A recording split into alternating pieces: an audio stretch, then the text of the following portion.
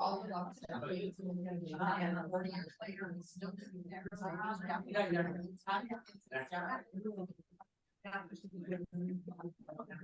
Yeah, but they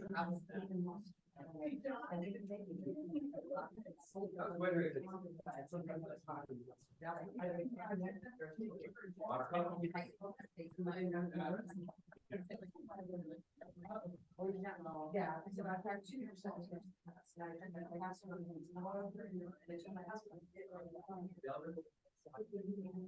And now,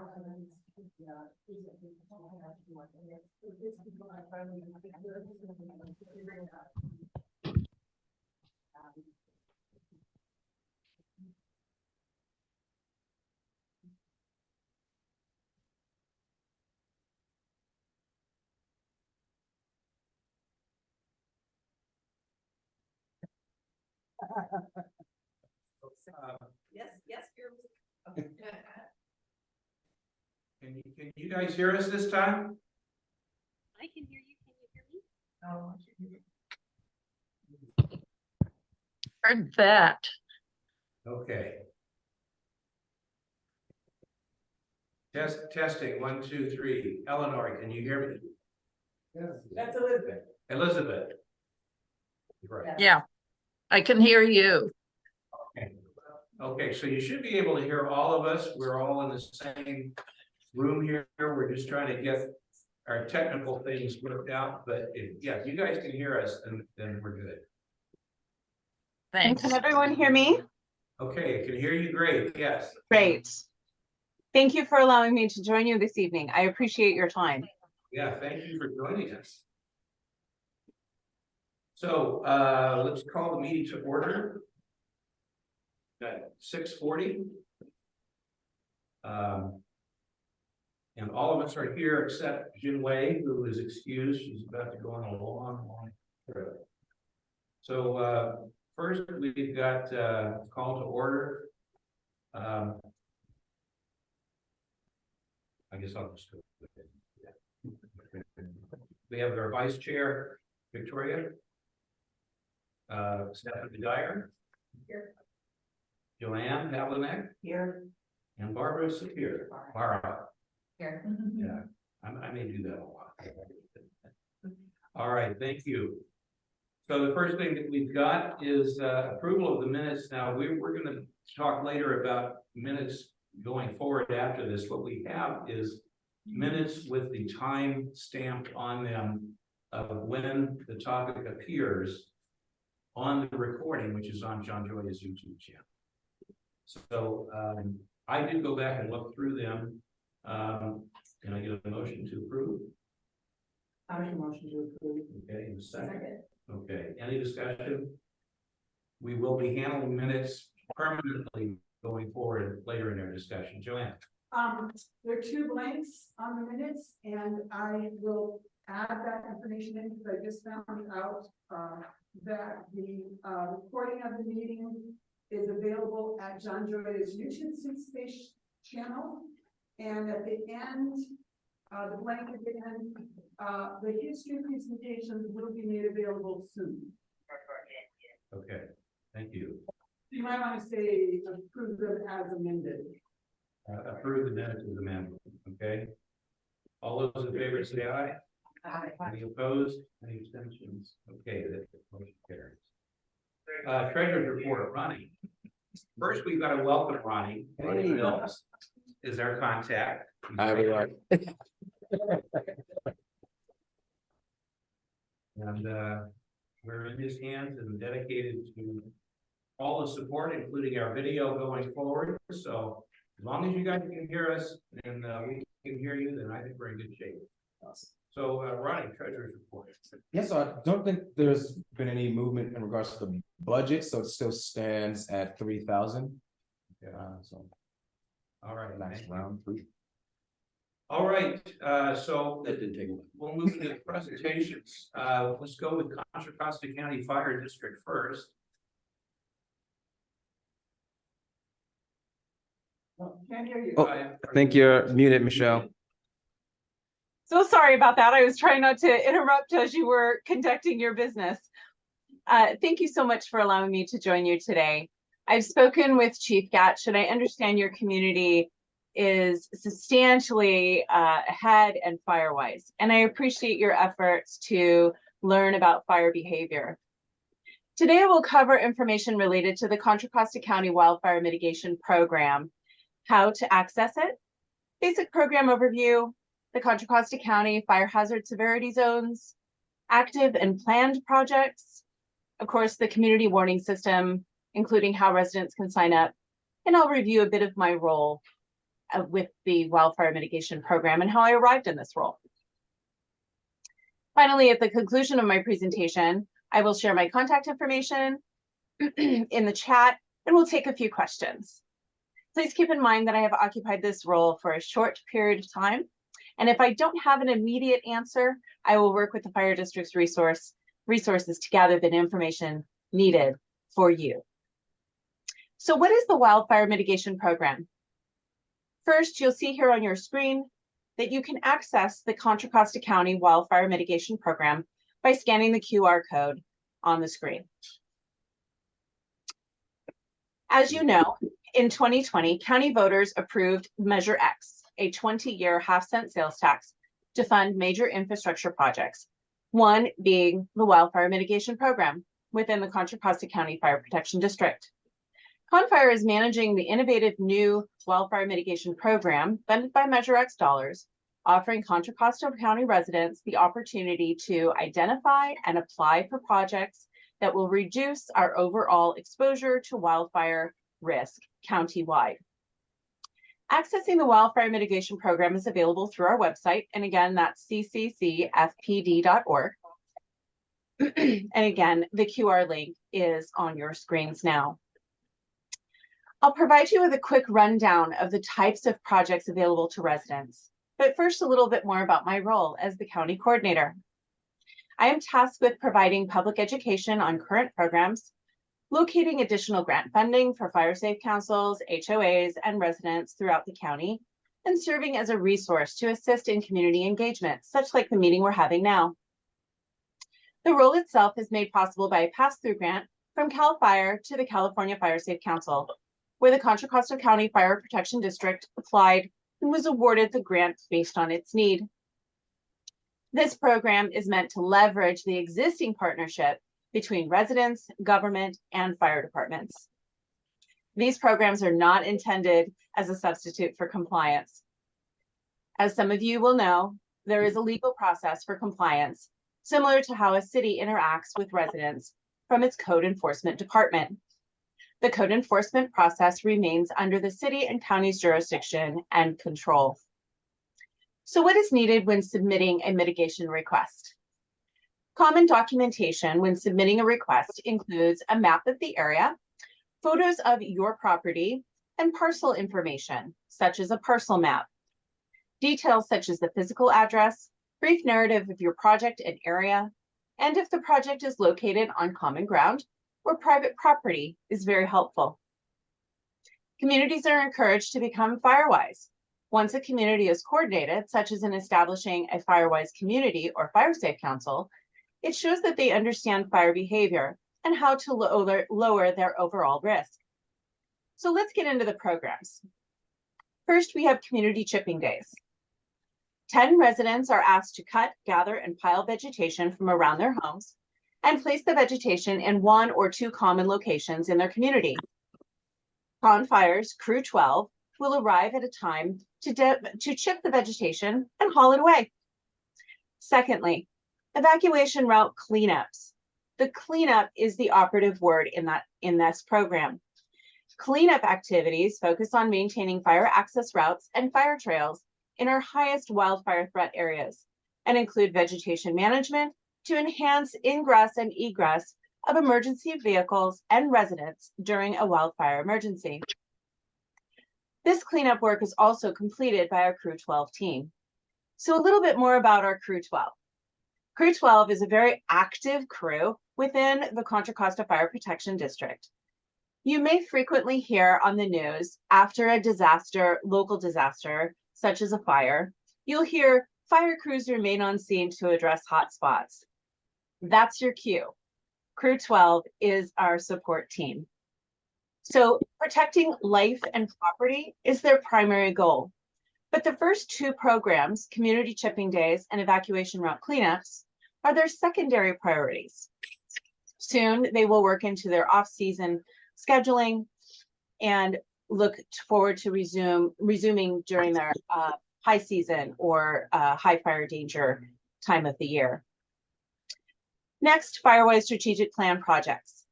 Establishing a Firewise USA program is a recognition program that provides a collaborative framework to help neighbors in a geographic area get organized, find direction, and take action to increase their fire resistance of their homes and community to reduce wildfire risks at the local level.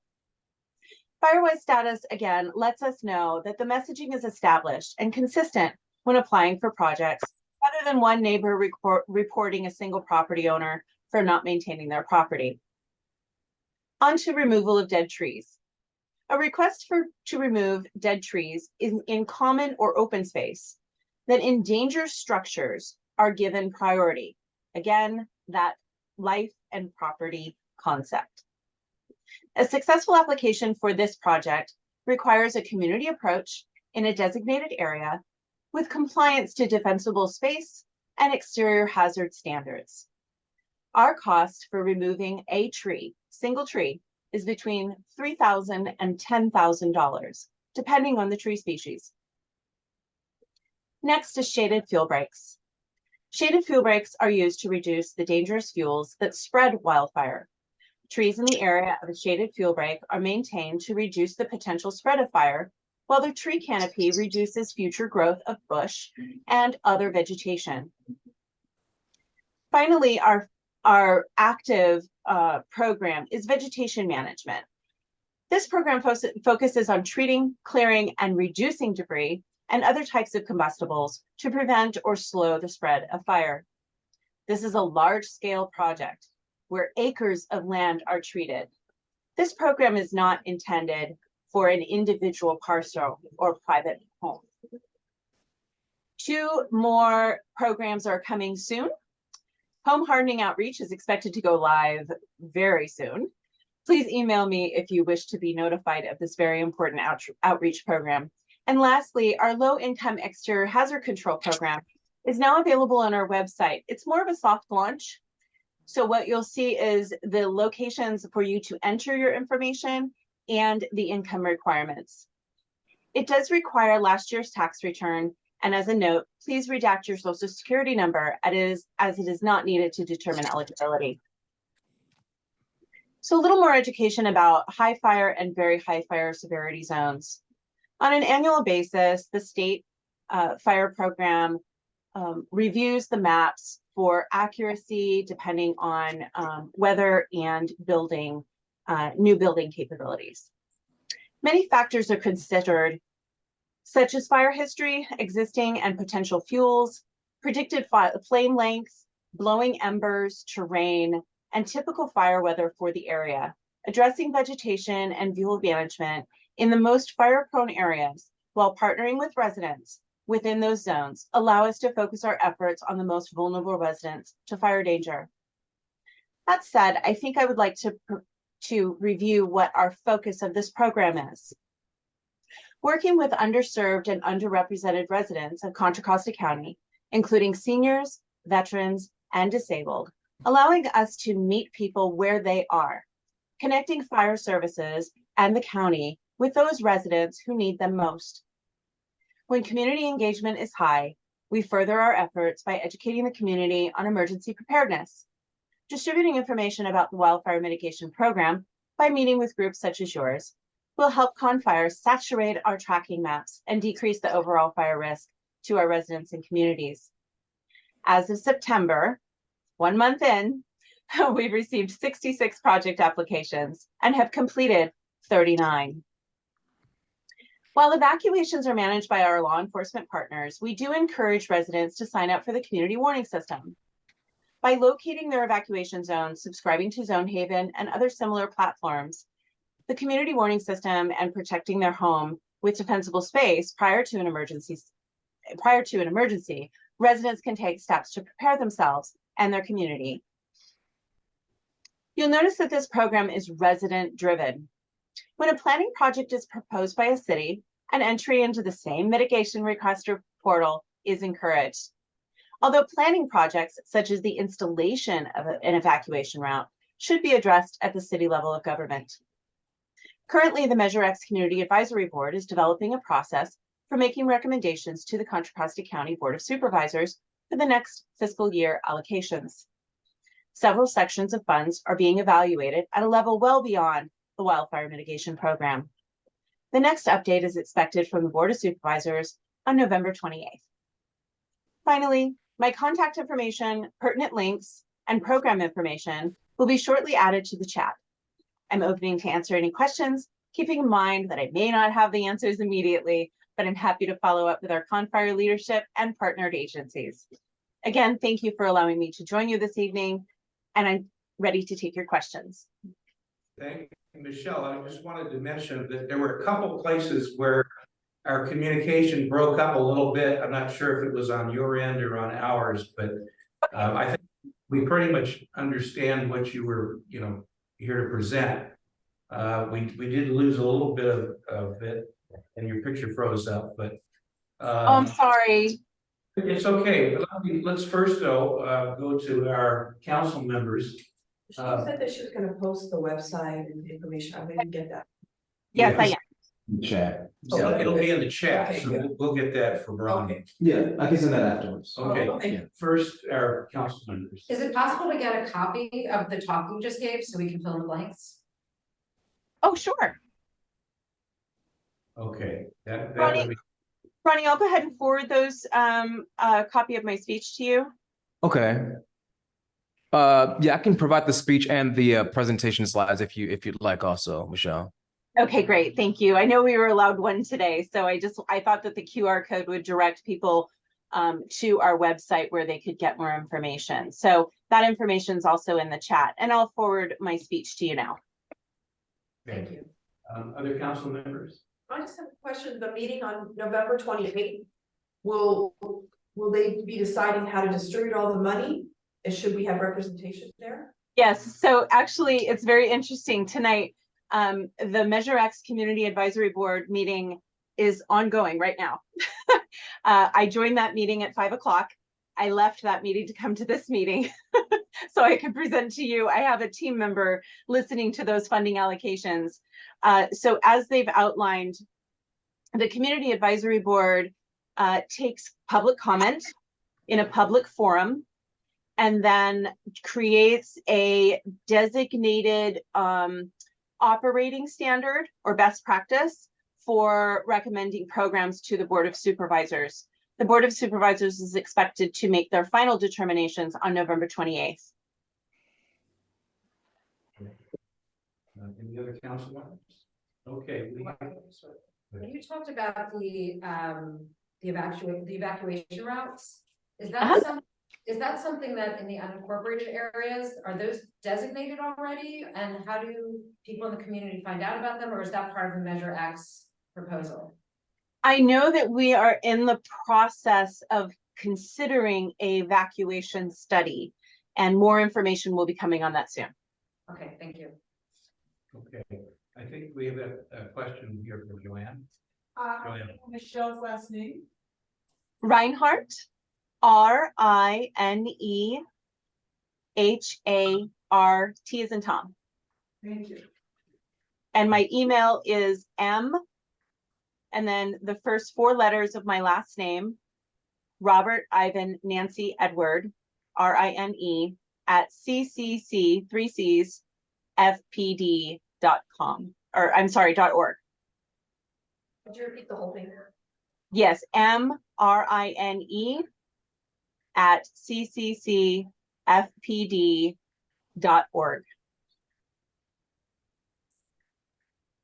And that information is also in the chat and available. Ronnie and I have been communicating extensively, so he'll have my contact information. Okay, any other questions from anyone here or on Zoom with us tonight? Okay, Michelle, thank you very much. We really appreciate it. And Again, we'll look forward to getting the, presentation from Ronnie. great. Ronnie, you have my presentation and I'll send over the speech now. Thank you all for allowing me to join you in this very important meeting. This community outreach piece is close to my heart. I wish that I could be there in person, but again, I'm monitoring 2 meetings at the same time. I'm very busy and I look to be busier. So I look forward to seeing you in the future with updates. Thank you so much. Thank you. Okay. Did you need me to stay on the meeting? I don't think so unless you'd like to. I would love to. I know that it's very critical that we understand the allocations of the Measure X Community Advisory Board, and I'd like to have the opportunity to get that information for you. So if possible, Ronnie, if you're interested, I can absolutely follow up at your next meeting and stay longer. Yeah, no, that's okay. I just wanted to mention one thing is this year we did not have a Wildcat Canyon Wildfire Committee meeting, which I'm glad we did.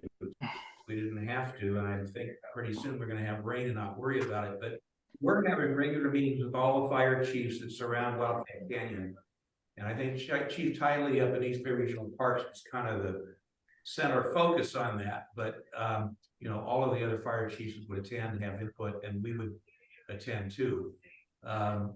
So I just wanted to mention that to you. I wasn't sure if you knew about that. It's been a couple of years now. But, I'm not aware of that meeting, but if it's scheduled, please feel free to forward the information to me. I'd be happy to attend. I kept all of the records that we had. John's office, John Joy, actually organized that originally when we were having, all of the wildfire issues.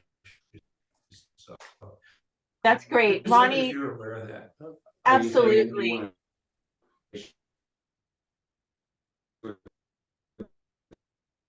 Those meetings continue to happen. But it's turned out of the the way things are working out, and so if we go into another dry season, I think we would definitely want to have those again. So okay. Absolutely, and Thank you very much. Go to Lieutenant.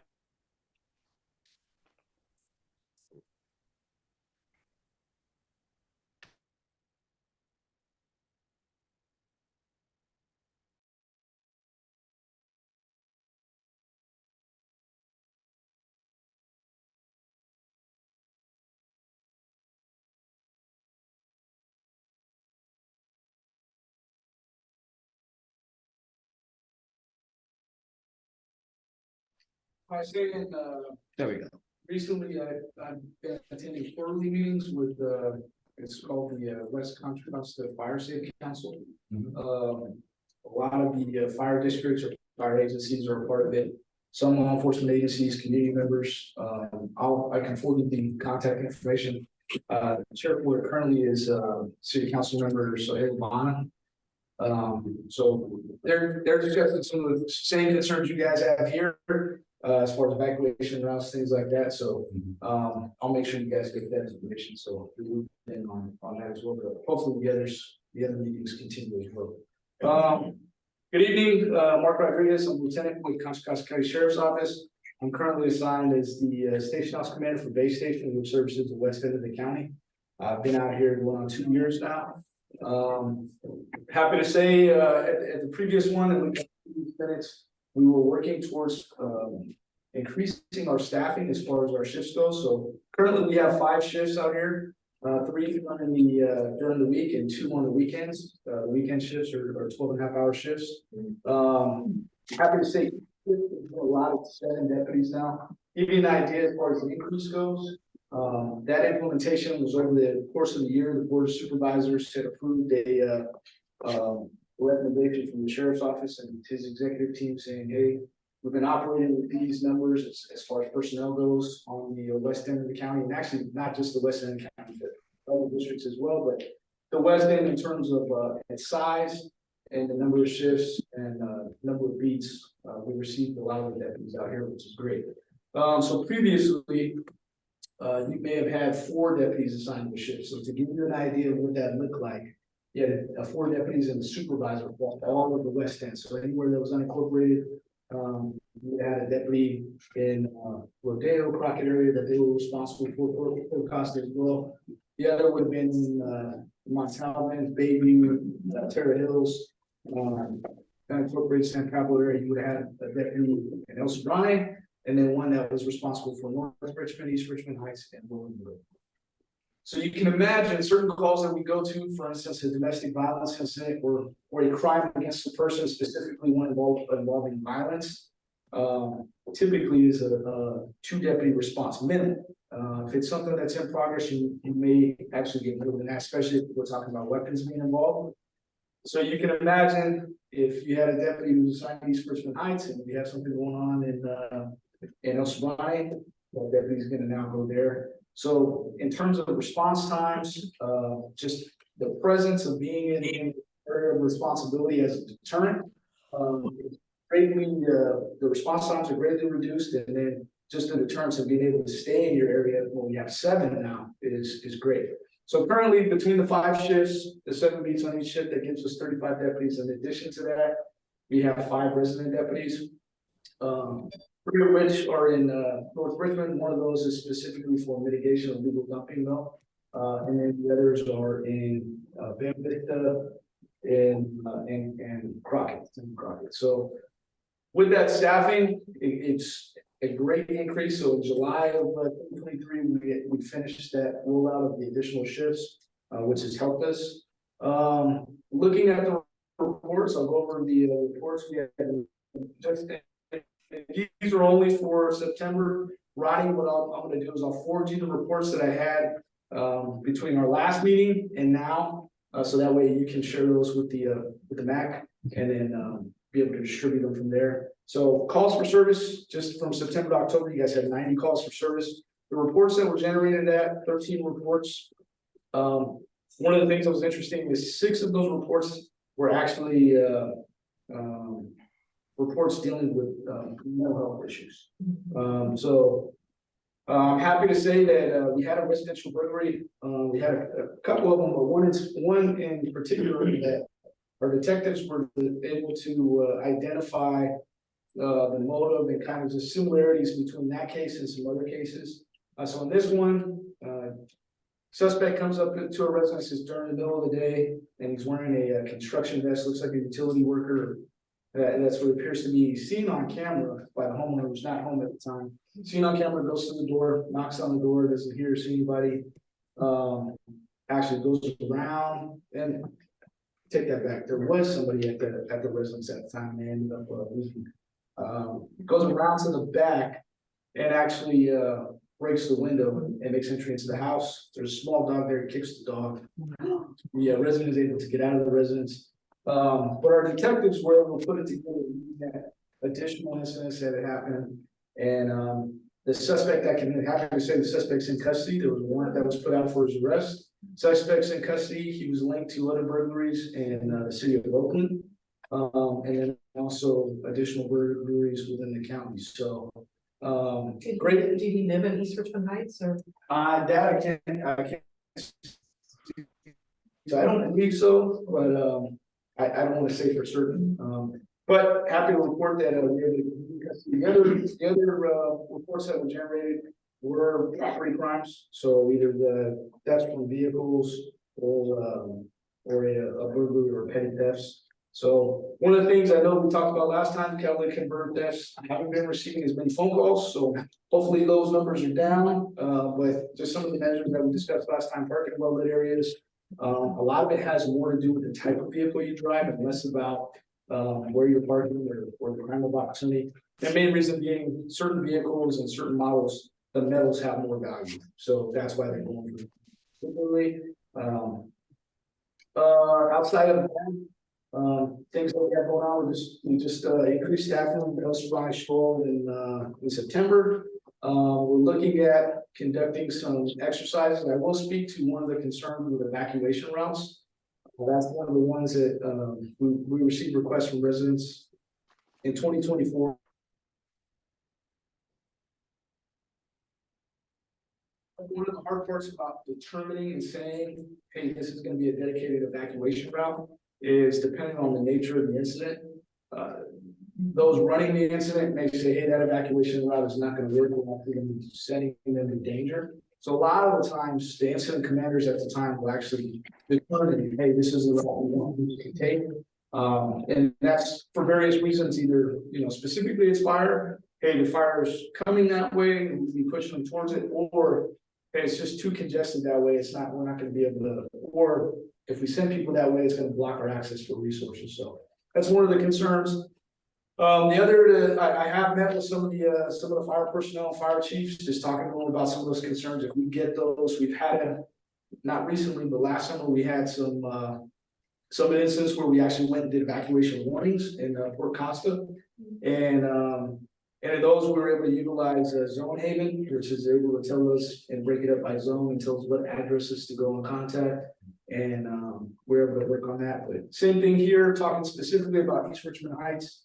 Also, Ryan, just due to the nature of you guys' roadways, is that even though some of the roadways are pretty tight, they have equipment that they'd still be able to access and fight the fire without having a truck right on the scene. So those concerns are being addressed. Any questions from me at this time? I have a comment. So I noticed more and more clients are adding cameras on their homes. So my husband and I put cameras on our home because we've been traveling a lot internationally. So we can actually see what's going on. We can see, oh, some suspicious characters walking up our driveway and going into our front courtyard. You know, we can actually see everything from wherever we are in the world. Are you finding more people are doing that? Because that could help with burglaries because they have cameras, right? Yes, just like most of the technology, we are seeing a lot of the increase, especially the ones that you're able to access remotely. It's a huge benefit in terms of follow-up for us. Certain places within the county now, or certain municipalities have cameras. So for instance, if you go in San Pablo, probably gonna be on video, and there's audio cameras at most major thoroughfares. The freeways, same thing, there's license plate readers, things of that nature there. So it is very helpful for us. But when you go to, like, I had suspicious activity in front of my house, my neighbor's camera across the street caught it. Yeah. So would you go and knock on the neighbor's door and say, hey, did you get any footage on this? Yep, so for us, if, let's say I go to a burglary at 123 Main Street, part of that is to go to 123 Main Street, do the investigation there. Other aspects of that investigation would be me going to 124 Main Street and so on and so forth. Contacting somebody, if there's somebody there, getting their contact information, a statement from them as to whether or not they were home between the times that the crime was suspected to have occurred. And then all that gets documented and referred to the detective case. And then if they have any follow-up questions, they'll contact you and go that up. Yeah. So the cameras, even if it's not your camera, and your camera, in some instances, other people's cameras actually pick up the crime or do a better job of, you know, because if they're not parking directly in front of your house or parking on the street, something. Right, their cameras directed at their car in their driveway, which happens to go straight over to my house. Correct. So Yeah, that's correct. nice. Correct. One of the other recommendations I will say, and we haven't seen it recently, so knock on wood, but it has occurred. It occurred in Rodeo, occurred in El Semana a while back. Specifically, those were catalytic converter tests, but any crime, if you guys just be a good witness, call it in, report it. Short of it being, you know, something life-threatening, try not to intervene. You know, one in two of these instances, the crime was interrupted, and so that's actually ended up firing around at the individual. And one of the victim the leg, and the other one were probably from me and Ronnie, and they missed enough to, because the guy said, "Hey, I was chasing, I didn't see anything in his hands, so I didn't think he had it." Right? They get to the bottom of the driveway, and as they get to the be a good witness for us. We appreciate it. And speaking of neighbors, you know, please call them. See something suspicious. We had one recently on Dam Road. Neighbor calls in and says, "Hey, you know, I know my neighbor's not home. She hasn't been home, and I've seen some activity around the house." Deputies arrive on scene. They find a stolen vehicle in the front yard. And then they find two suspects that had essentially broken into the home and both had outstanding warrants. So and that was the neighbors calling in and letting us know, hey, where the house was at and where specifically the suspect, we didn't know anything different. So definitely be a good witness. It helps us out. You don't know what you don't know, right? So, outside of that, any other questions from you? Yeah, I'm kind of curious, what are the, besides the catalytic converter dust, what are the auto makes that are being targeted mostly? Toyota produces, some of the Tacomas or Forerunners, and a lot of it just has to do with the builds that are in there. Some of the Hondas are getting, but I mean, it's a range, and so there's actually apps that, some of the people use, and so you steal these things, and you can take it to somebody, and they'll run the make and model of that vehicle, and it'll give them a value. Hey, for, this Chevy, I'll give you 3, for that, I'll give you $500, so, and that leads to a lot of it. One of the other ones that I will tell you guys, if my memory serves me correctly, I don't believe we've had any up here, but it is something to be aware of. It's happening all over the county, but, we're beginning it real bad down in North Richmond. Is we've had people targeting AT&T telecommunication leads. And so what they're doing is they're cutting 200 feet of the communication line. They're taking it, they're getting a tire and they're lighting the tire on fire or burning the fire within the tire just because of how hot it gets. Right. And they're using that to melt the insulation around the cable, and then they're taking the metals out and going. So the problem with that is you can imagine it's still communication lines, and some of those are infrastructure. So in particular, I know of one business that they operate, on the web, and a lot of their stuff is done through internet sales, and AT&T essentially said to them, hey, we're working to make the repairs, but it could be a few days, and they said they were looking at least $10,000 in sales from that. So if you see any suspicious activity, we have made arrests in some of those cases. Some of the guys actually on-viewed, they on-viewed the suspect as he's manipulating the wires to try and come down. And then other ones that come in possession of the wires. So they have made arrests in those, but it's happening all over. It's happening on the east end of the county, central county, and then out here on the west. So that is something just to be aware of. If you see any suspicious activity with anyone around the telecommunication lines, please report it. Yes, ma'am. Another question, another auto vandalism question. My partner has an Audi, and we've had the passenger side window smashed 4 times in the last 2 months. They rifle the glove compartment, they don't take anything out of the car. We actually caught it on our doorbell cam one time, did it in our driveway. Very professional, like done in 20 seconds essentially. You've been told that Audis get targeted because there's a valet key in some models that's kept in the glove box. Have you heard about this? That I haven't heard.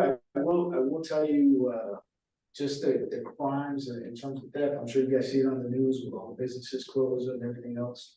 The auto burglaries that take place. So even if you have tinted windows, a recommendation is don't leave anything in plain sight.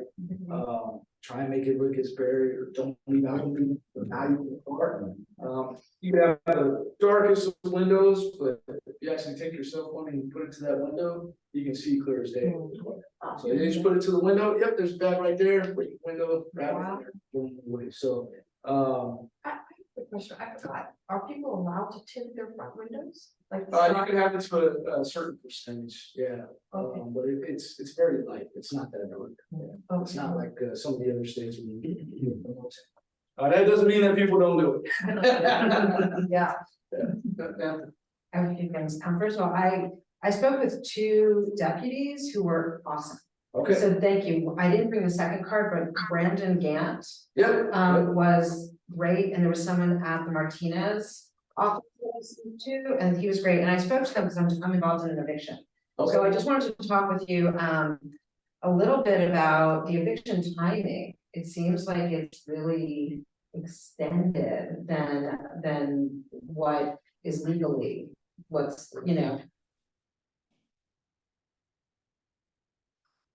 froze.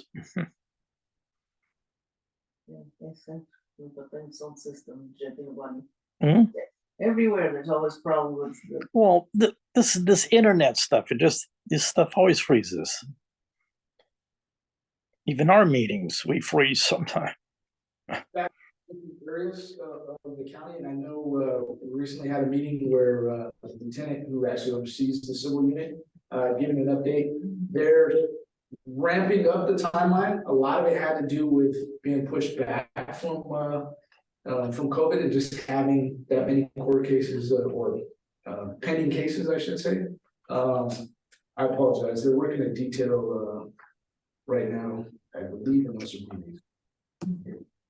Second. So I know that that timeline is speeding up. I know it was out a good ways. He did give an update that they're making, I think they cut it in, almost cut the time over almost a third since the last update, and they have plans in place to try and speed that up even more. So I apologize, it's taking longer than the. Well, I got 2 days earlier than they. So I was overjoyed. It was like what, under promise over. Yeah. Whatever. Yeah. So I really appreciate that. Yeah, me. Awesome.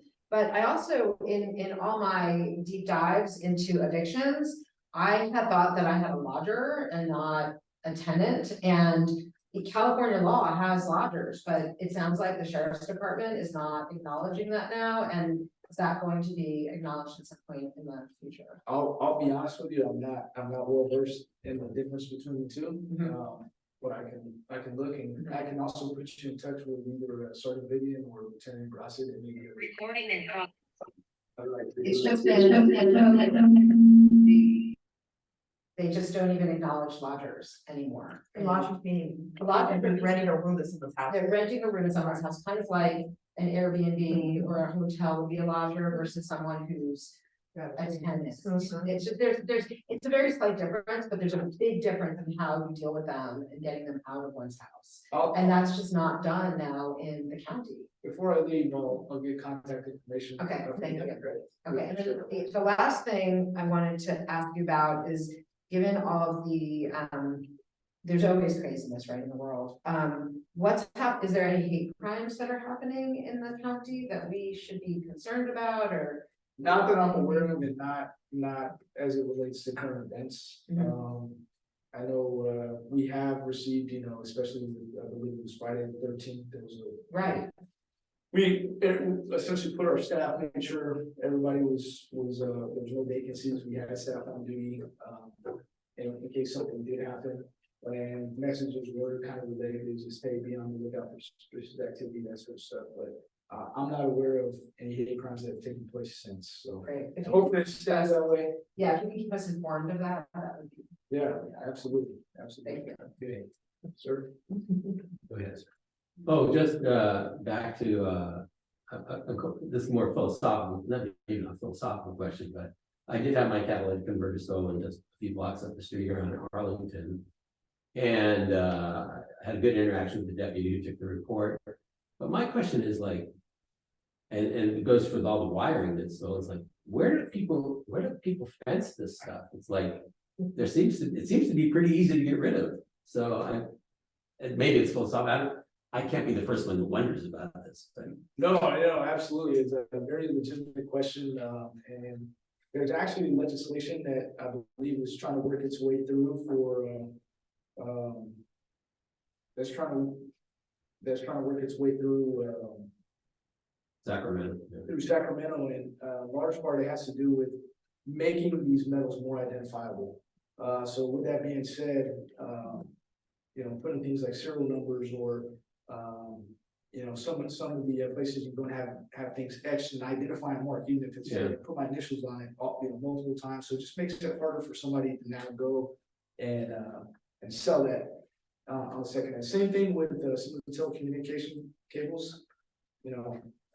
Hard to identify some of those things depending on whether they have specific identifying marks on them. So that's another thing. But yeah, there's legislation. Hopefully we can come up with some sort of solution. But yeah, there's no identifying marks, and that's what makes it hard for us as far as processing too. I can stop you, and you could have a catalytic converter that looks like it's not professionally cut, that's in your back seat. I have to essentially build that case. There has to be more than just that for me to say that you're in possession of a stolen property. So, yeah. But if I etch my VIN number on there, Pretty easy to buff that out, isn't it? Yeah, just make it just, like anything else, right? Just makes it harder, puts another obstacle in front of somebody, that's all. There was a recent story on Channel 2 I saw, and there was an investigation that they had caught some people here in California that were shipping this stuff and were shipping millions, getting millions from one recycler in New Jersey. And they caught him, but this is like in the last day I saw that. But this one person was buying it, and so it was like a funnel going to that, and I'm glad that they got that. And so Yeah. Go ahead, so we had the questions.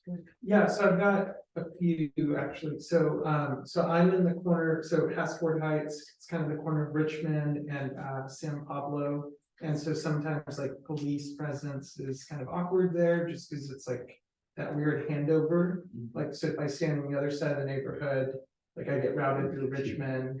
And if I stand on another corner, it's like still Richmond, but then I have to go through the sheriff's office. And so I guess like, are there plans to get like more police presence up there? Just because like I don't notice that many like officer presence in there, and we do have quite a few incidents that happen, and like, so one of them is like vehicles kind of like just speeding through there. The speed limit's like 25, but sometimes they're just like whipping through, and there's really no stop signs there. And so it like makes the situation worse.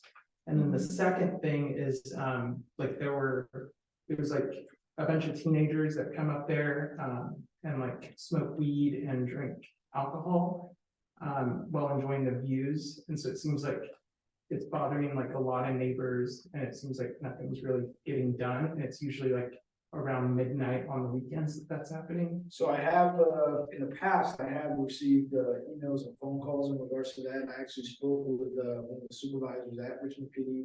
They received similar calls. We were trying to increase the patrols up there to actually catch people.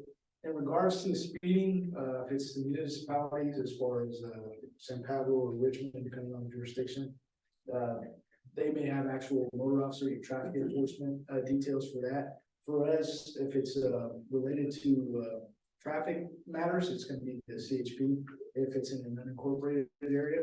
So it'd be directed to them. I know CHP for a while, their staffing was down quite a bit on the west, well, not just on the west end of the county, just in general. Those numbers, I believe, are going up. But that would be something we could refer to the CHP again. Is They it got like a- Oh, okay. Chips. Okay. Come on, show people. He's too young. Not necessarily loitering, but they can be contacted for suspicious activity, and especially if they're littering, or if they're, engaging in alcohol consumption or things like that in the vehicle. Because now you have cameras in the car, things like that. Most of the UI. Because I noticed, especially the senior citizens on my block, if they see some suspicious car sitting there, there's a guy sitting in it for hours or something, they're like, what's he doing there? Is he casing our house or what? People are getting really paranoid. Yeah, call it in. There's nothing wrong with calling it in. The officers that respond, they can contact and determine if it needs to go any further than that. Make the assessment. But yeah, please call it in. That's right. I'm the pastor of this beautiful church, and I'm maybe about the campers and the two dogs, and some incidents happened. The dogs jumping in this area. We have rented this building for one of the private school Christmas, and that accident, the dogs bitten, and the animal control came and they took the dogs, but the dog were again related to the campers. It's been ongoing issue for over 3 months, and we are sorry about the safety of our children and youth and the parents and teachers. And so I'm wondering if even though this is a public school, it doesn't mean anyone can live here.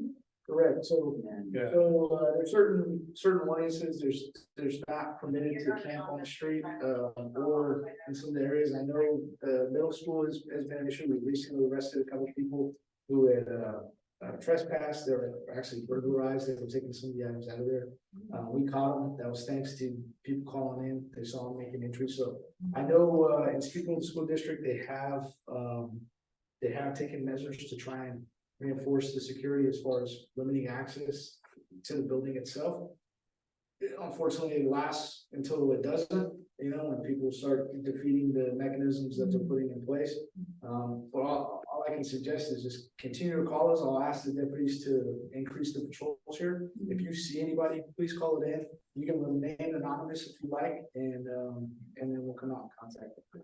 Now, if they come back, I was wondering about this myself, I shouldn't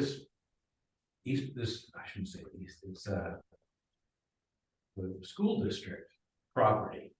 Okay, and even if they're on this road coming in, shouldn't we get a hold of the school district and talk to them also, because or They may not know, they may not know that we're there. yeah, but I've seen these people, and I know I've heard what's going on over here. They're not there right now, but they've been setting up and camping out down here. So Yeah, If I absolutely. had children at this church in your program, I wouldn't feel comfortable.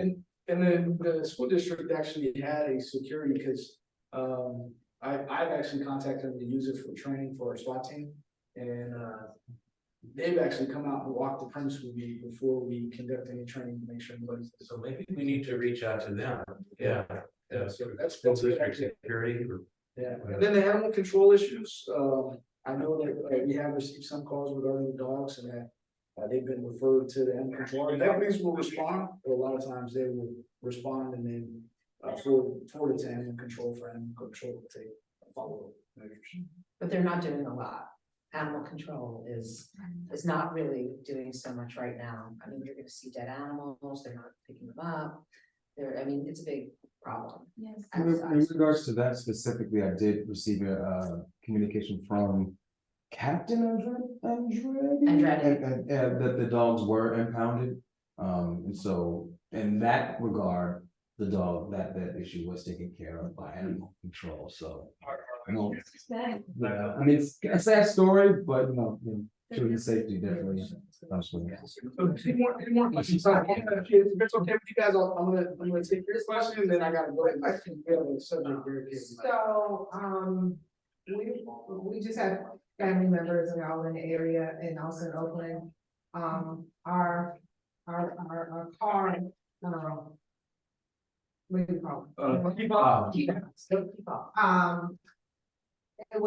We were informed, my brother was informed by another officer that they're scanning people's homes and can get into your key fobs. And they were saying, put your key fob to the back of your house. Well, my brother's neighbor's car was stolen. Yeah. Yeah, she couldn't figure out how they got into her car.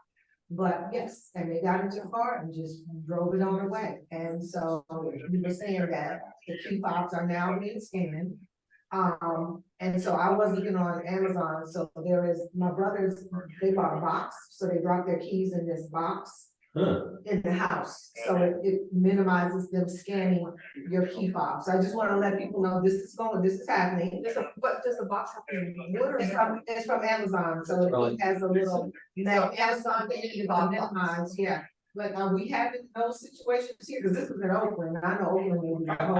I would imagine we do. I haven't seen enough to say that it's a trend out here, but I can tell you, I was at a training event yesterday, and one of my partners, two cars, they're not marked, they look identical, and he actually got into the other person's car. Oh, He like, again, same thing as far as the key fobs went, so he goes, I guess this opens his car as well, so. But yeah, the boxes you're referring to, similar to like the wallets you can get, so people can't access your credit cards, so RFID.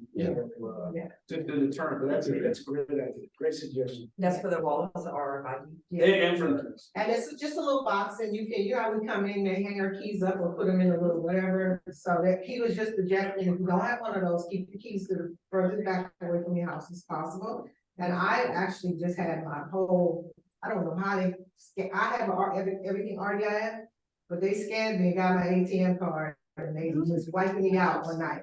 So I'm just saying, it's Sorry to hear that. it's happening, and I mean, I don't even know, I went to 2 stores. So I don't even know which one it was, but In one of the stores, they stole your code, basically. yeah, by the time I'm, So if it's okay with you guys, thank you. the email so that you can share with the MAC, and, I appreciate you guys. Thank you, sir. Thank you. Thank you. Okay, next, Ronnie, did we get anyone with the highway patrol we can talk to? No, not yet. All right. Yeah. Yeah. I want to follow up with you. We have to get somebody. Okay. We've got a couple issues that we'll talk about towards the end, because it's not on the agenda. Okay. But I was almost run over with my grandson yesterday, in front of the Arlington Market. And in the crosswalk, and it was a woman driving up, zooming up our freeway up here, going to work. And she was horrified. I screamed, stop, and was waving my arms. She stopped right in front of me. And I had to pull my grandson back. We were walking down to the school. And I'm not sure what she was doing, but she stopped so fast, she probably dropped it. But we're going to talk about this later. I don't want to go off the agenda.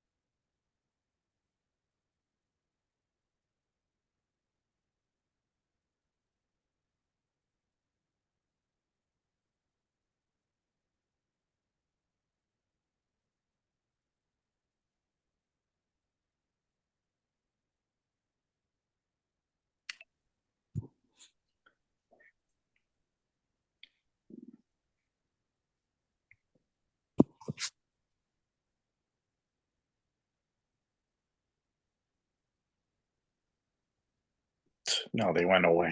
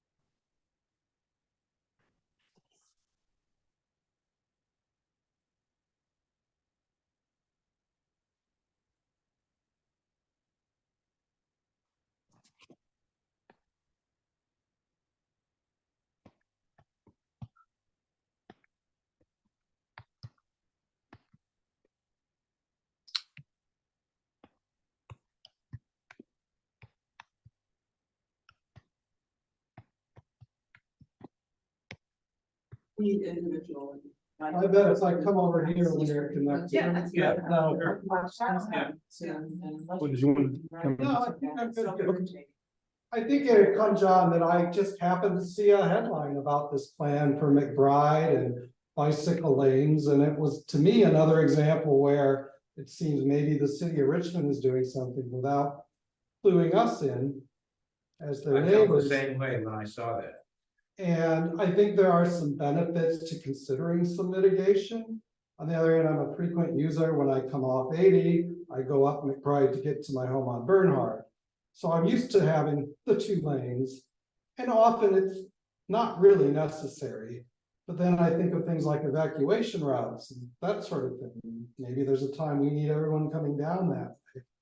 So it would just be good to know more and to think about the benefits of the plan, but to be more involved as well. Yeah, and I agree. So what we're talking about, and I saw it was like a press release, I guess, too, is the city of Richmond has decided they're going to redo McBride, and I think it's from 37th Street all the way up to Alvarado Park. They're gonna put in bike lanes and also for walking, and you're gonna have 1 lane going up and 1 lane coming back. That's like there, but just like they did up there, and it's a bottleneck. So, and I'm glad that you saw that too, Yeah. because, my points, the questions are, I think our group wants to see the traffic study. We need to see what did they do to research this and already go ahead with this. I don't know that they told anybody up here about it. The East Richmond Council, which is just below us in the city limits, they were aware of it. They were supporting it, is what I had heard. But you know, we've got Arlington is now, as we know, this part of Arlington. When the freeway's backed up, and you go to Berkeley, everyone is coming up. And I can show you my security video of the cars parked out front because they can't go to the garbage trucks or the street sweeper, all of these things. And so I think we need to get some information and be in the pipeline with the city of Richmond on this plan of what they're going to do with McBride Avenue, because it sounds like it's already going forward. And I have 2 other thoughts to bring to that, because I'm very familiar. I used to live in Albany off Marin Avenue, and that's where they did take a 4 lane That's and right. changed it to 2. But as you come off the freeway, it stays 4 lanes for a bit. And it seems to have worked, but again, not the same exact circumstance, but it is an example of that. Yeah. And one other idea I had is perhaps if they did think of traffic circles as a way of slowing some things down, because if you come up McBride, you can see people come pretty fast up and down. Yeah. One other thing, I often commute from the other end of the Arlington. So I was just, one of the dreams I had, and who knows if it would be practical or not. If any of you have seen that fountain with the bears at the Marin Center, Sure. why not have something appropriate relative to our neighborhood on this end as well? So far down the road, but I think your suggestion to at least get more informed, more educated, and to listen to our feedback would be helpful. Okay. Yeah. Fran, thanks for bringing that forward, council members. Yeah, I just wanted to say in reference to your idea of the circle like they have down further. I've always wanted some sort at each end of some sort of acknowledgement or entry thing into East Richmond Heights. And when you mentioned mitigations, I started thinking of maybe part of the mitigation could be to have some sort of a welcome to East Richmond Heights, at least at that end, and maybe later on we can get something at this end. I think it'd be great to have some recognition in our neighborhood. Either the historical native settlement that was here, or wildcats instead of bears, but Yeah. Oh, you mean the dex part of their little fountain. the decoration in the middle. What's your t-shirt? Oh, thanks. That was from the, you might talk about this later. That was I made for the festival we had. Okay. Yeah, we're gonna talk about the festival. So yeah, I don't wanna. Okay, Fran, thanks for bringing that up. Any more comments from council members? Anyone else want to make a comment? Anyone on Zoom? Okay, thanks, Ronnie. So actually, as an action item, we need to get someone in the city of Richmond to keep East Richmond Heights informed as to what is going on with the McBride Avenue project, I guess. Okay.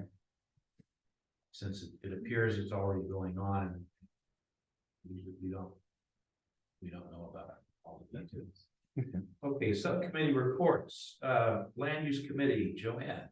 Yes, at our last meeting, we announced that we were going to be looking at 3 proposals about a week after our last meeting. So long ago, I had to pull my files to remember. But Jinwei and I did meet. We reviewed 3 proposals, and I'll quickly go over those. One was 1500 Laurel Avenue, And it was for a request for approval of a variance and small lot design review for a retaining wall that was going beyond the approval height of what was allowed, and that was approved.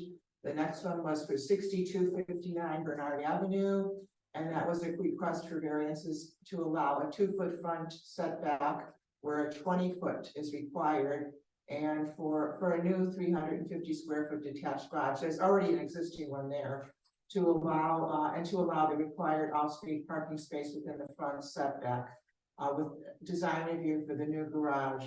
And that was approved. And the third one was for 5809 North Arlington.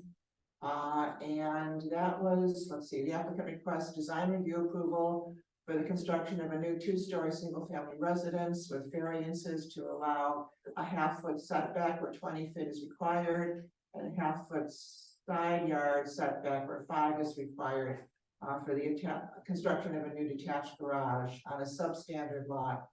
And the project also included a tree permit to remove 6 code-protected trees and to work within the drift lines of 4 code-protected trees, and for the construction of improvements on the vacant lot. And that was not approved because we felt the application was incomplete. There were no elevations for the garage or what the design would look like. And there was no tree removal or protection plan included with the proposal. And so we we always send approvals or recommendations back to the planner who has sent them here for our review. So we sent those back, and we have not heard anything about that incomplete application at this time. Is that up near me? Is that is that the North Arlington?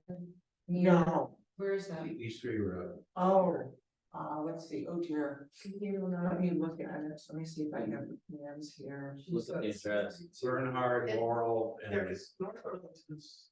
Just look it up by the monastery. Even though that is North Arlington. The garage is on Bernard, close to us. I remember that, but I'm not sure about the new. The last one you just. Yeah, let me see. And are you getting any of these from the area that I'm in unincorporated San Pablo? No, And do they have no. them? We have- Yeah, where it is. Okay. Yeah, that's around your area. Yeah, that's right around the corner. That's right across the street from you, kind of. So here, let's see, here it is. Here's the map. Here's North Arlington, Grand Canyon. North Arlington. It's by the school. That back road. So it is In your neighbor's car. John, can you, for the people watching, can you clarify that we now include North Arlington and Hampton Heights, that was, our planning use committee should be looking at all of those. Yeah, they would be coming to us now, including Hansford Heights over on the North Arlington side. They come through the county, though. They come through the county agency. First, they would come to your office. John, how do you spell Haskell? HASFORD. Oh, Essentially the land of above all road apart. yeah. Or just right around it, like. Yeah. Yeah. Okay, and there's nothing new, but We have not forgotten call for a meeting, and we just wait for the John Joy's office to okay. contact us. I have a quick question though for her. I did an add-on, I had the neighbor from hell and we bought her for 13 months in court. We finally got our add-on. We weren't asking for any variances or any setback differences. Now, setback is really important for health and safety. So they wanted like a 1/2 foot. Yes, and we also recommended increasing the garage side yard site. Because the whole point of setbacks is so a fireman can go through with their ramp. So they have to have enough room to go walk through with their pack. Right. Yeah, okay. Okay. That's crazy, 1/2 foot, and nobody can walk through there. Yeah. Okay, so I'd like to move on to agenda items A1, and this is something that we've talked about for a long time. The short version is that our MAC has always had an issue with minutes. And this is going way back now for a couple of years. And if you go on the county website, you'll see there are no minutes. I think there's one from a couple of years ago where James was here, but for whatever reason, they didn't get done. We had talked when Edgar was the district coordinator about hiring a person to do this. And the decision that we came up with at the time was we would like to do that. We have the funding in our MAC. We have funds that would cover that. And we had a volunteer, Joanna Pace, who was here. And so where we were at is we wanted to go ahead and do this. And, you know, she's a writer. She would do this fine. But the compensation for that worked out to be about $100 a meeting. And it wasn't, we weren't hiring her. It wasn't necessarily for her. If another person takes the minutes, then that person will be compensated.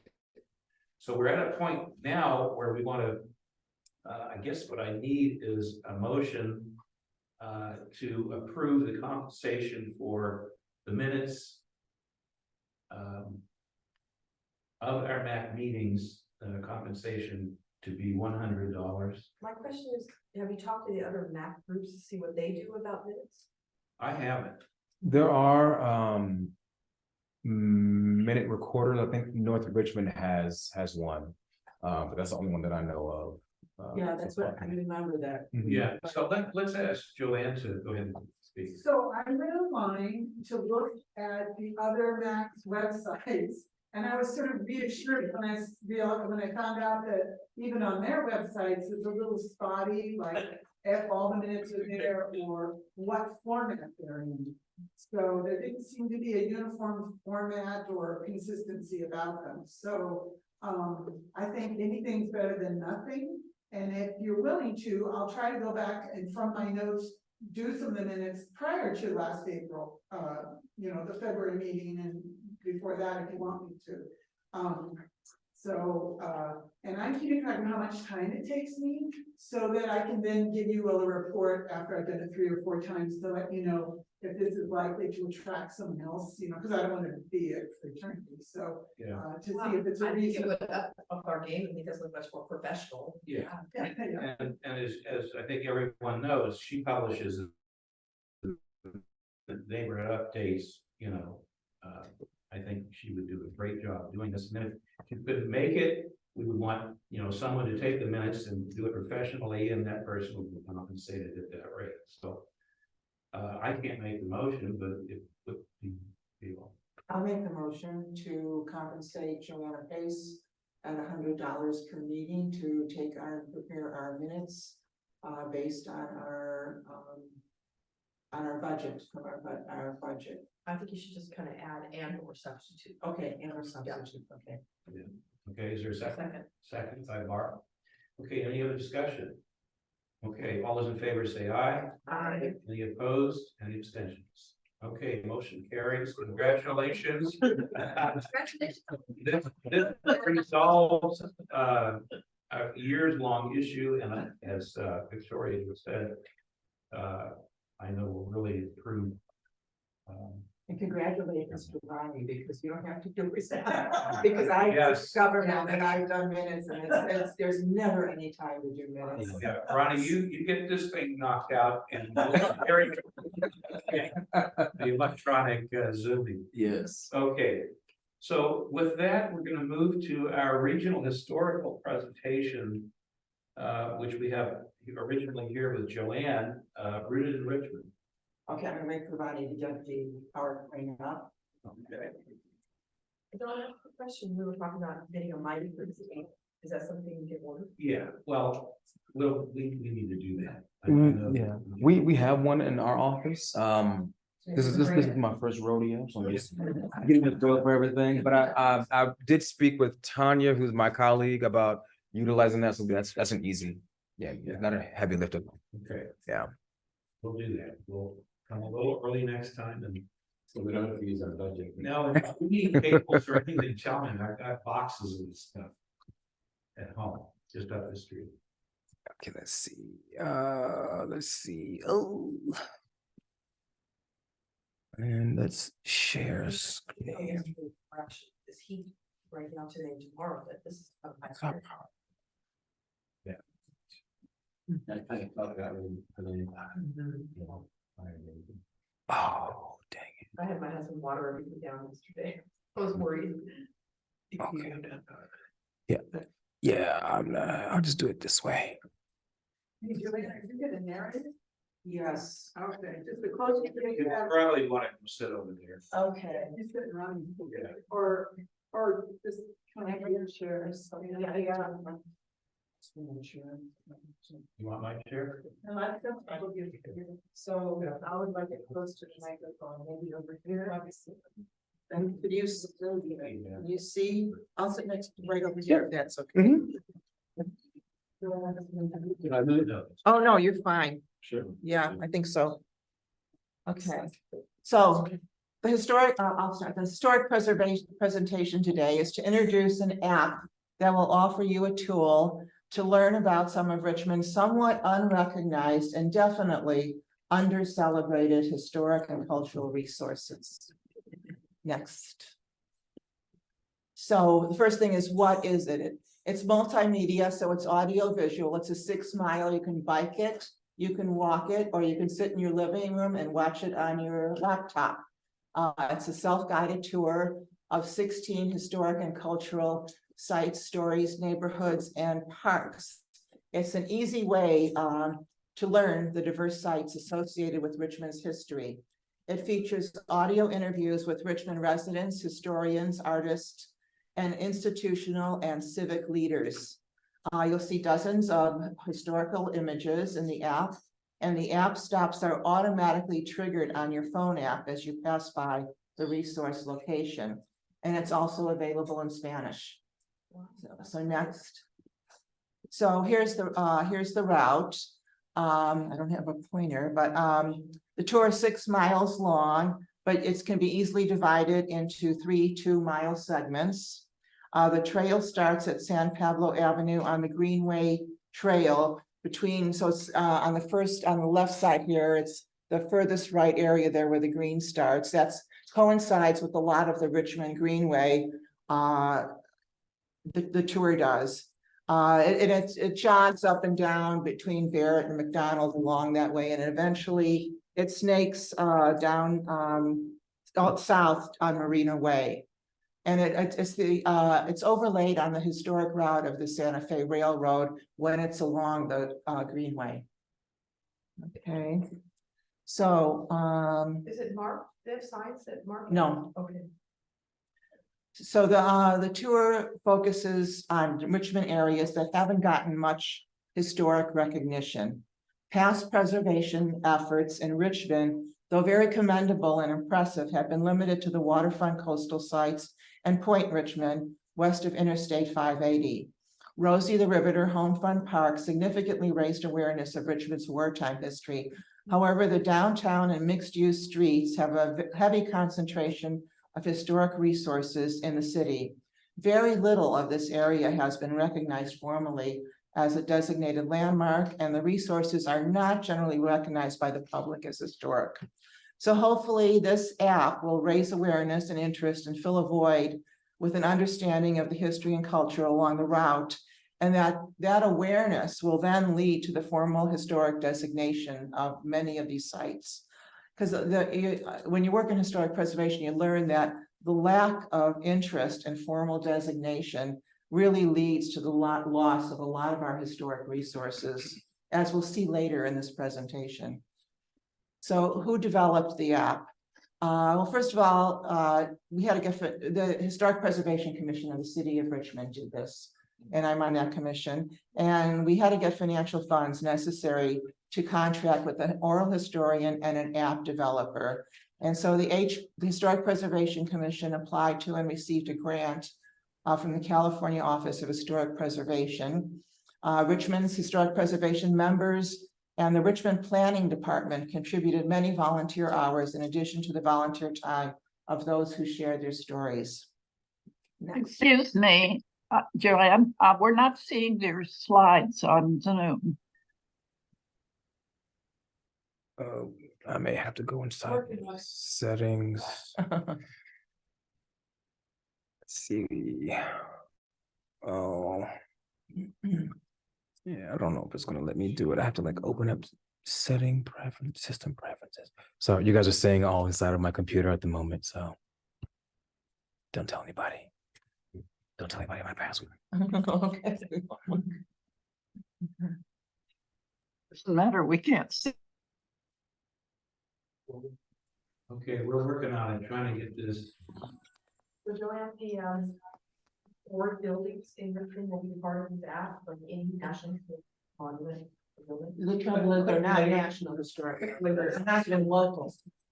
They're not designated at all. They are historic in their own right because they are historic regardless of whether they're designated or not.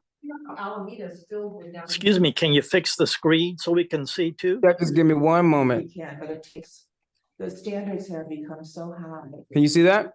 Okay, got it. Awesome. Talk about it, MJ. Thank you. Okay, so this slide has some details about how it was done. In summary, the Historic Preservation Commissioners reached out to residents at neighborhood meetings for leads.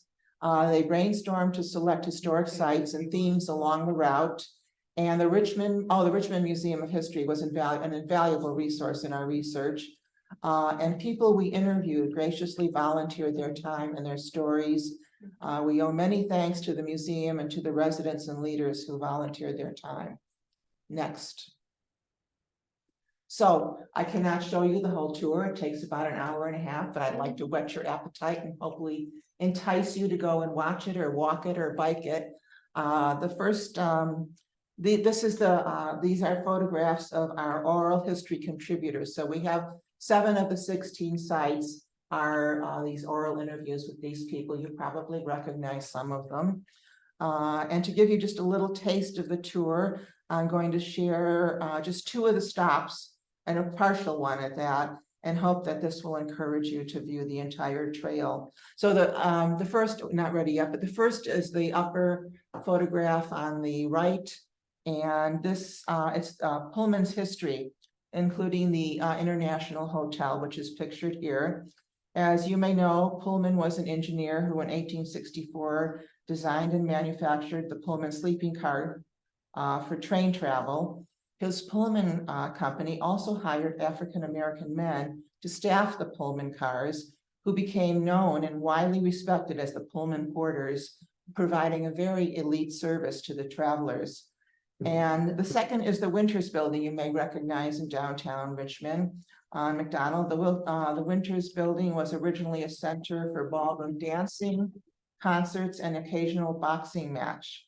So let's go to the app and look at these 2 stops. I got the app on my phone.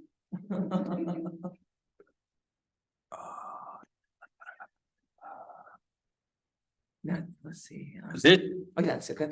section of the Richmond Greenway passes through a swath of land known as Pullman, which includes the only remaining building of the Pullman Palace Car Company. In 1908, the Pullman Company came to Richmond to assess the possibilities of a new rail car repair facility. The Pullman Company needed a repair shop to serve the fast-growing population on the West Coast. While visiting Richmond, the Pullman Group saw enormous potential in the city, feeling it could be a good choice since train yards and terminals had been previously established by the Santa Fe, Southern Pacific, and Western Union companies. This and the city's potential to supply inexpensive oil solidified the deal. Pullman set up shop on Carlson Boulevard shortly after and began servicing its cross-country cars there. With the advent of rail car servicing, the porters who worked in the cars would require lodgings, hot meals, and some place to sleep and socialize.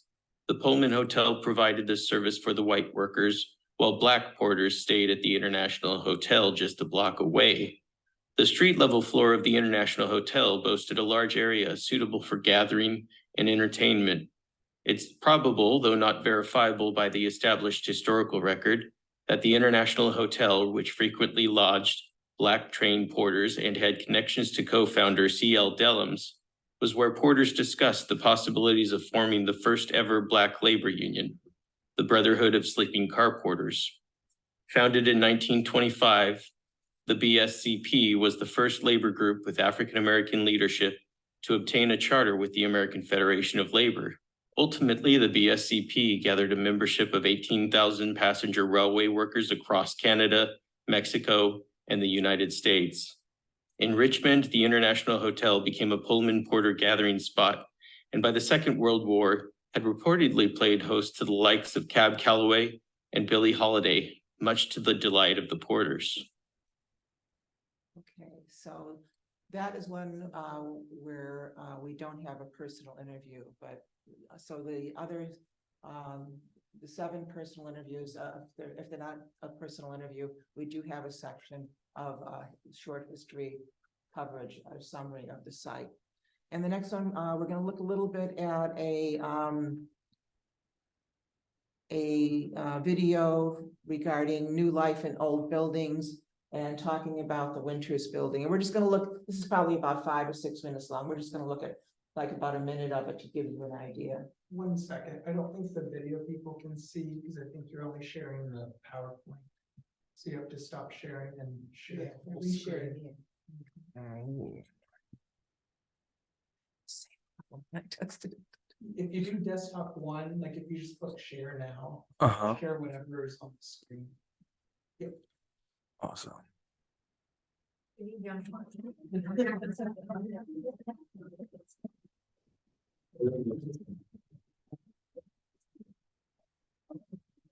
We're here to let you know that you are heard, you are beautiful, your art is special. The center gave me a better perception of how I can impact the world and how much I matter. Outside, it's not as like safe. So when I'm here, I feel like I can actually open up. If there's one motto a lot of my teachers here said, it's that a classroom is a safe place. So you don't have to be afraid of like embarrassing yourself. Here, you just move, you just create. And I think that's something that really needs to be like implemented in the community, especially during times when, it's like a war zone outside. Every time I look at the news, someone's been killed. There's a lot to take in. I've cried from seeing other people's in pain and, felt that. And art has helped me understand that, that can be used to be creative. Kids come here with no hope, but then after a while you see that hope showing. That's the power of the art. Okay, so the Winters building was reused and rehabilitated for the East Bay Center for Performing Arts some years ago. McDonald. 12th and McDonald. Okay, so we can go back to the Zoom presentation. Go to the next. Can the Zoom people see that? Yes, they can. Okay. So just as we were getting this historic trail out to raise awareness and prevent demolition or loss of Richmond's historic resources, we were sad to learn that the Pullman International Hotel burned down on April 25th, just of this past year. So the fire was likely started by people living in the vacant building. In this case, not finding financing and a use for this resource really led to losing this resource. I don't know how many people heard about this. Did you? Yeah, I did. I was there the day, the next day. Yeah. So it's really sad. And there's really no way to get it back. I remember seeing a fire, like from my house. I remember seeing a big fire. I wonder. It could be. Yeah, it's a problem with all these abandoned buildings because of COVID and inflation and economics. Yeah, it's a complex issue. But the working in historic preservation for many years, once you get the right use, it's success. Like the East Bay Center for the Arts, there was funding, there was a need, there was a desire, and it gets done. So the trick is finding a developer or a reuse that really works for the building. Yeah, I think it helped that it's kind of directed towards children too. Okay, next. But there's also success stories like the Winters building that we just heard about from the video. Here are the before and after photos. Finding a compatible use for a historic vacant building leads to solid preservation. And you can see that historic preservation, using an existing building instead of demolition and new construction, is really an act of sustainability also. It's a sort of a quote in historic preservation that, or a phrase, that the most sustainable building is one that's already built, because you've got all the resources there, the embodied materials that have been. What about the retrofitting for replacements? I don't know if they may That not. would be required as part of the building code. It has to go through all the building code. Where's that building located? Is that one on McDonald? Yes. Okay, okay. Right in downtown.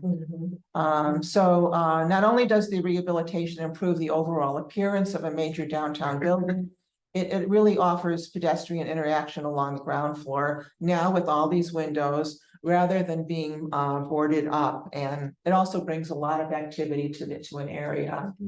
Yeah, And and people feel safer about going down there. this specific reuse also contributes to the health, resiliency, equity, and stability of Richmond by providing wonderful arts opportunities from the C-Space Center for Performing Arts to Richmond residents. So also some more positive news. Next, Richmond received California Preservation Foundation Award for Excellence for the Rooted in Richmond Act and tour at this year's California Preservation Foundation Conference. It's impressive. Wow. And one last thing, so we're back to our arts and music festival. And if you enjoyed the history quiz that Fran and I put together at the last East Richmond Heights Arts and Music Festival, you can look forward to questions from this tour. So be sure and watch it. Have Okay. you set a date for that yet? I don't think so. So next. So here's where you can, if you could just go to, you already found it on your phone. It's easy. Just Yeah. put it in Richmond in your apps and it pops up. And if you want to get it on your website and watch it at home, you need to go to actiontourguide.com, rooted in Richmond. Okay. This would be good to put on Facebook for everybody to know about. Thank you. Could you go back to that last screen? Do the Sure. schools know? I want to take a picture of it. Do the schools know about the app? No, but I think that's a really good, I don't know. We haven't, we finished it, we got the award, and now we're on to something else. And I think we should be going out to all the neighborhoods with a presentation to let them know. Yeah, this is exciting. So. Yeah, we did in Richmond. Okay, so next we have, we got another little surprise towards the end here.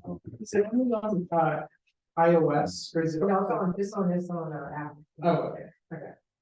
Okay, all right, Oh, can I say one more thing? yes, As you were asking about, I just wanted to let everyone know that a lot of the problems is getting financing.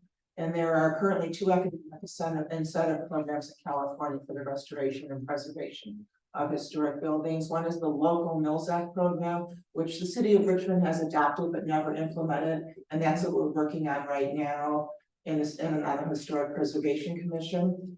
And the county has already adopted it and it's active. So if there's anything that you can get that you find is historic and can get designated as historic, you are welcome to apply for the Mills Act. And that assists in the rehabilitation, restoration, and maintenance of historic resources. It gives you a reduction in property taxes in exchange for the continued preservation of the property. So that's one incentive program that has financial assistance. And it's already happening in the county. And about to happen, and Richmond adopted it years ago, the city of Richmond, but that one application and it was never implemented, and we're trying to get that going. The second is California's historic tax credit program signed by Governor Newsom in 2019 allows up to $50 million annually in tax credits to rehabilitate historic structures. And they expect to get that running in early 2024. So two potential, and then I was worried about the California program and that only large projects would get the funding, but they're going to reserve a certain amount for residential properties. okay, thank you. All right, announcements, our MAC does have one alternate seat that's vacant. I know it's been applied for, but contact Ronnie for information on that. I added an item here just for information, and that is our East Richmond Heights Festival. We didn't have one this year because we didn't have enough volunteers. Several of us put everything into it in the past, and I am willing to help get the permits. I know what the whole process is we have to do to get the county to approve everything. I have the insurance requirements. I am not going to run it myself. So we need volunteers to come forward for next summer East Richmond Heights Festival, and we can have it. As those of you who've been there know, it's a huge event. It's been highly desired by everybody, but we've got to have some people, and we need a quarterback, somebody that's going to take the responsibility for it. I've got the map of what we had to do last time. The approval has to be signed off by the fire department, the sheriff. Mark, who was here, would take care of that. The highway patrol, and then the insurance has to be paid. It's a little over. Oh my gosh, I don't remember, so I don't want to throw that out there. There's an insurance amount, 300 something, I think it was.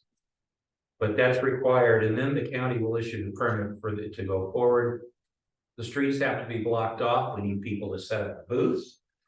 I know one guy who is willing to help with the staging of where people's booths would be. I'm not sure, Joanne, do you have the map? You know, that great big sheet? I don't have it. Okay, there's a sheet, so that Mark, I think. Or Natalie. I don't know, we had it up at the last one. But that shows the whole neighborhood of what we need. So anyway, if we can find that, but So they like measure off, yeah, stage it, they stage it. sure. Is there So entertainment?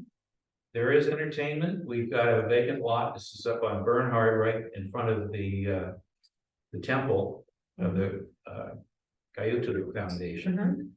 And one of the neighbors, Leonard, who lives next to the vacant lot, supplies the power and what's needed for musicians to set up. So we have live music all day going on there.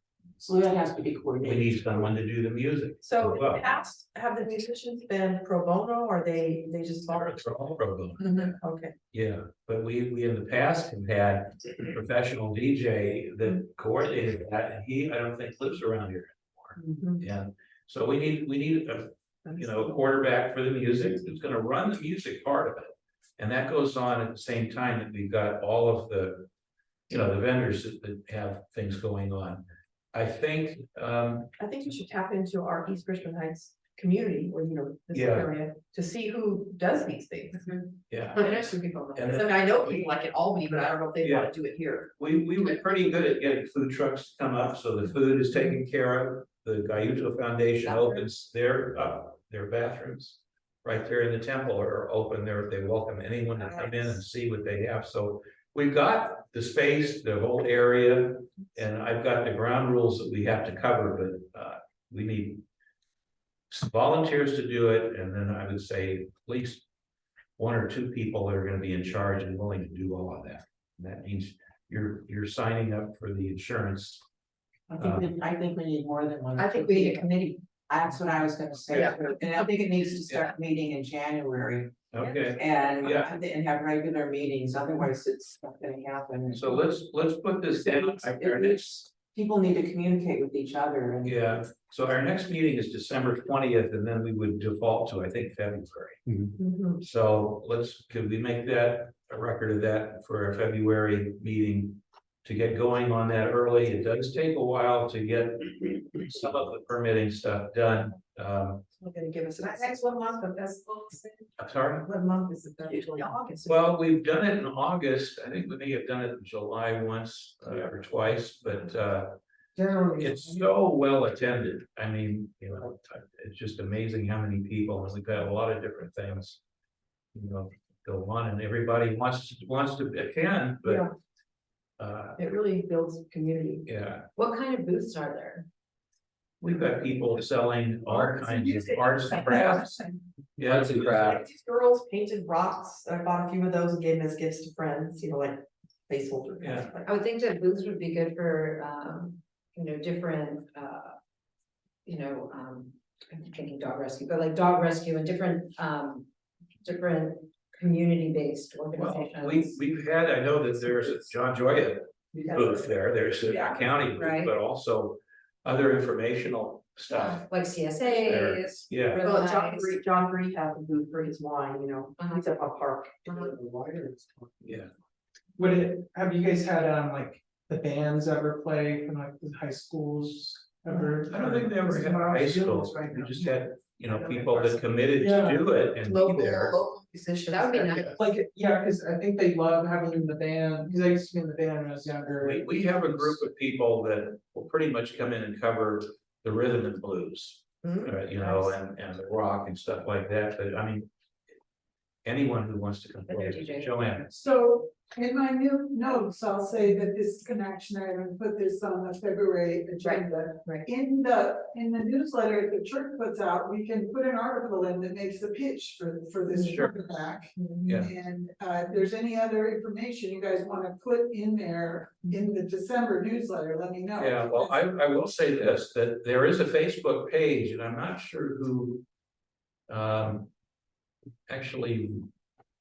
Has kept that up to date, but there's a Facebook page for the, you can go there and see all the events that went on in the past, they're posted there, It'd be good to know who the administrator is, and is it possible to get that newsletter onto Nextdoor so that it's. Somebody on Nextdoor. I'm on Nextdoor, so I can, if you send it to me, I can post it so that. And then have other people share it, because then you're gonna get a much wider readership. Yeah, and I think you have to let them know other thing that we didn't have it because we just couldn't get enough volunteers, and that if we wanted to make it happen, we really need people to volunteer. It doesn't have to be people from the MAC necessarily, it could be I'm any. thinking in her newsletter, she could reach out to the community saying, do you like volunteers for the committee? To do that, art, festival, Yeah. but those are people that might wanna join here too.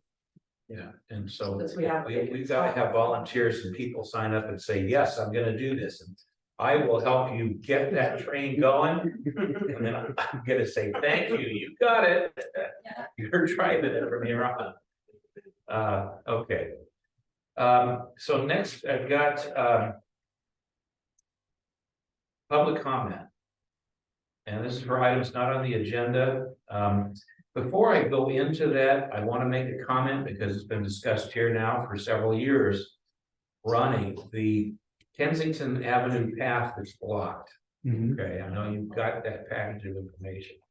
And I had asked that next time there is a county meeting of people to go over that I could attend so I can explain. When they say, oh, that was abandoned. No, it was not abandoned. The Arlington driveway was abandoned. That path has always been county property, and it was taken and blocked off and closed off. The only way to get from all of the dead end streets back up along Wildcat Canyon, besides the two streets going up and down, that's the only other way you used to be able to get through to Arlington if we had a disaster, whether it be an earthquake or a fire or anything. And it was blocked off now 3 years ago by someone who did that and then sold the house. So we talked about it so many times, and everybody is, we've had meetings with people, and this thing is just floating up there. Okay, I have the whole package, and I know that you have it now too. Okay, someone in the county has to run with this. This is not something for citizens to go forward with. It's all been documented for several years. So That's something where Ronnie could go with you up there to see it visually, because I'm more than happy to help.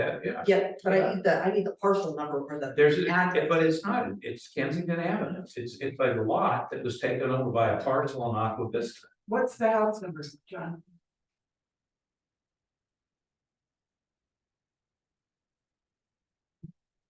$6641 Aqua Vista Court. Okay. At the bottom in the backyard was Kensington Avenue, which was a dirt path after a landslide. And there was a person that owned that property And they fenced it off and sold the house. The new people probably don't even realize their backyard doesn't belong to them. Okay? And the county, now, this thing got stalled because of COVID, nobody met on this. The whole thing is all here. See, the new buyers would have been given a plat map and they would have signed off on that, but they may not have even known what they Well, were signing. and you look at the assessors online. And the square footage of that property is the same that it was 40, 50 years ago. Right. Okay, this is the equivalent of a street, the width of this building right here. And it locked all the neighbors from being able to go from Arlington back to Kensington Avenue. You could see if the And county, vice versa. you could see if the county has a survey on this lot. Well, I know, but I can't, I've done everything I can, and there are neighbors back there who I said, I'll bring this up. Right. Because of the MAC, and we've all talked about this. This thing is still dead in the water. So I don't want to let it go. Somebody's got to make a decision. If the county's going to say, oh, we're just going to give it away. Okay, fine. Are you going to assess that property correctly now? That's a big piece of land back up there. And then the neighbors, there's over 100 people living back there that should know if you have a disaster, there's no way for you to get out. If you can't get out up on Aqua Vista or down Arlington, you have nowhere you could go. Wildcat Canyon is what's there. So I'm sorry to get wound up about this, but this thing has dragged on for years. Joanna. John, I appreciate that you're getting wound up about it. I'd like to ask Ronnie. Ronnie, what action step will you take between now and the next meeting to make sure that this community concern gets moving? So I have been in communication with Public Works, as the last email that I had was on the 21st of last month.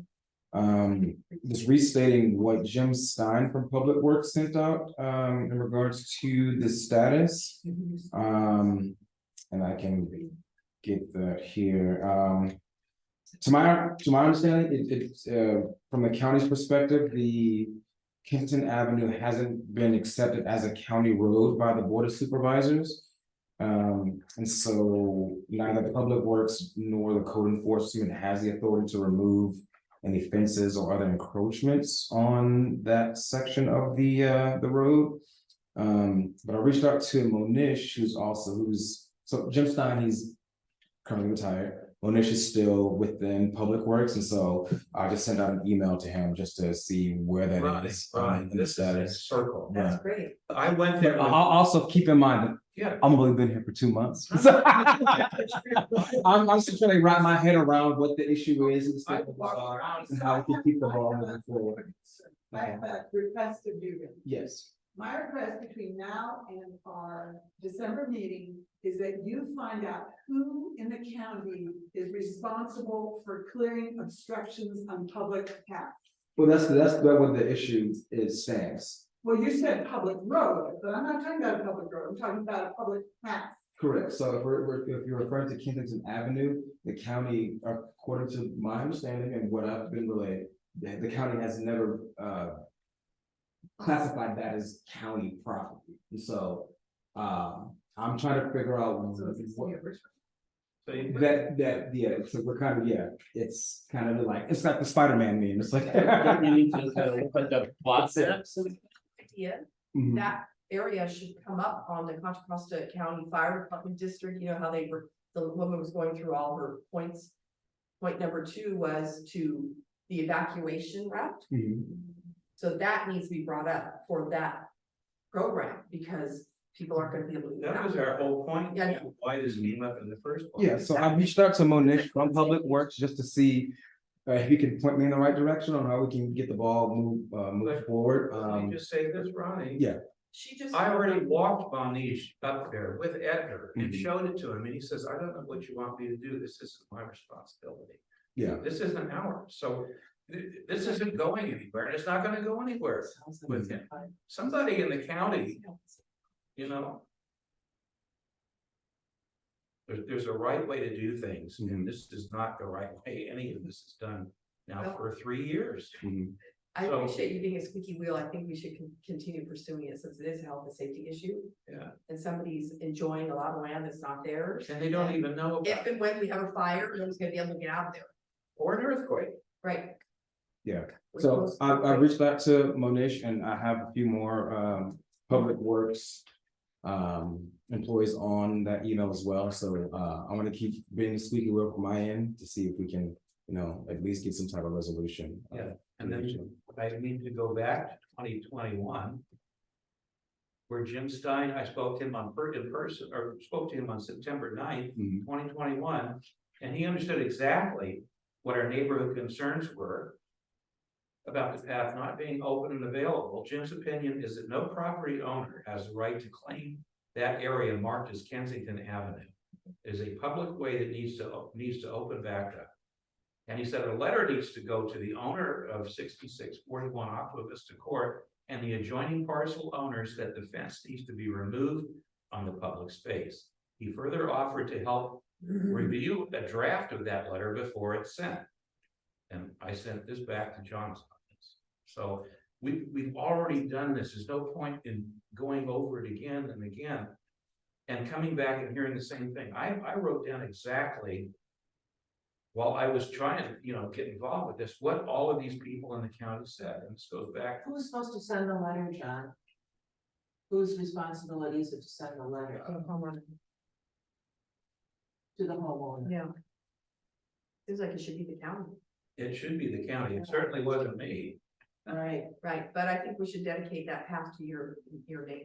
The neighbors felt that the path needed to be open and available in case of emergency, whether a wildfire, earthquake, or disaster. So seriously. This is the primary concern with having this path blocked.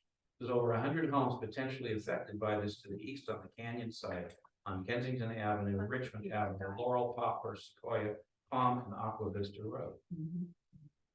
And anyway. Yeah, and I think it's the county's responsibility to send the letters to the residents. That's what we need to happen. Well, John Joya. The county. Well, I'm willing to come to any county meeting, and I've got all of this, it's all documented, what everybody said, who said, even the people who retired, okay? And the copy, the parcel maps, all that stuff.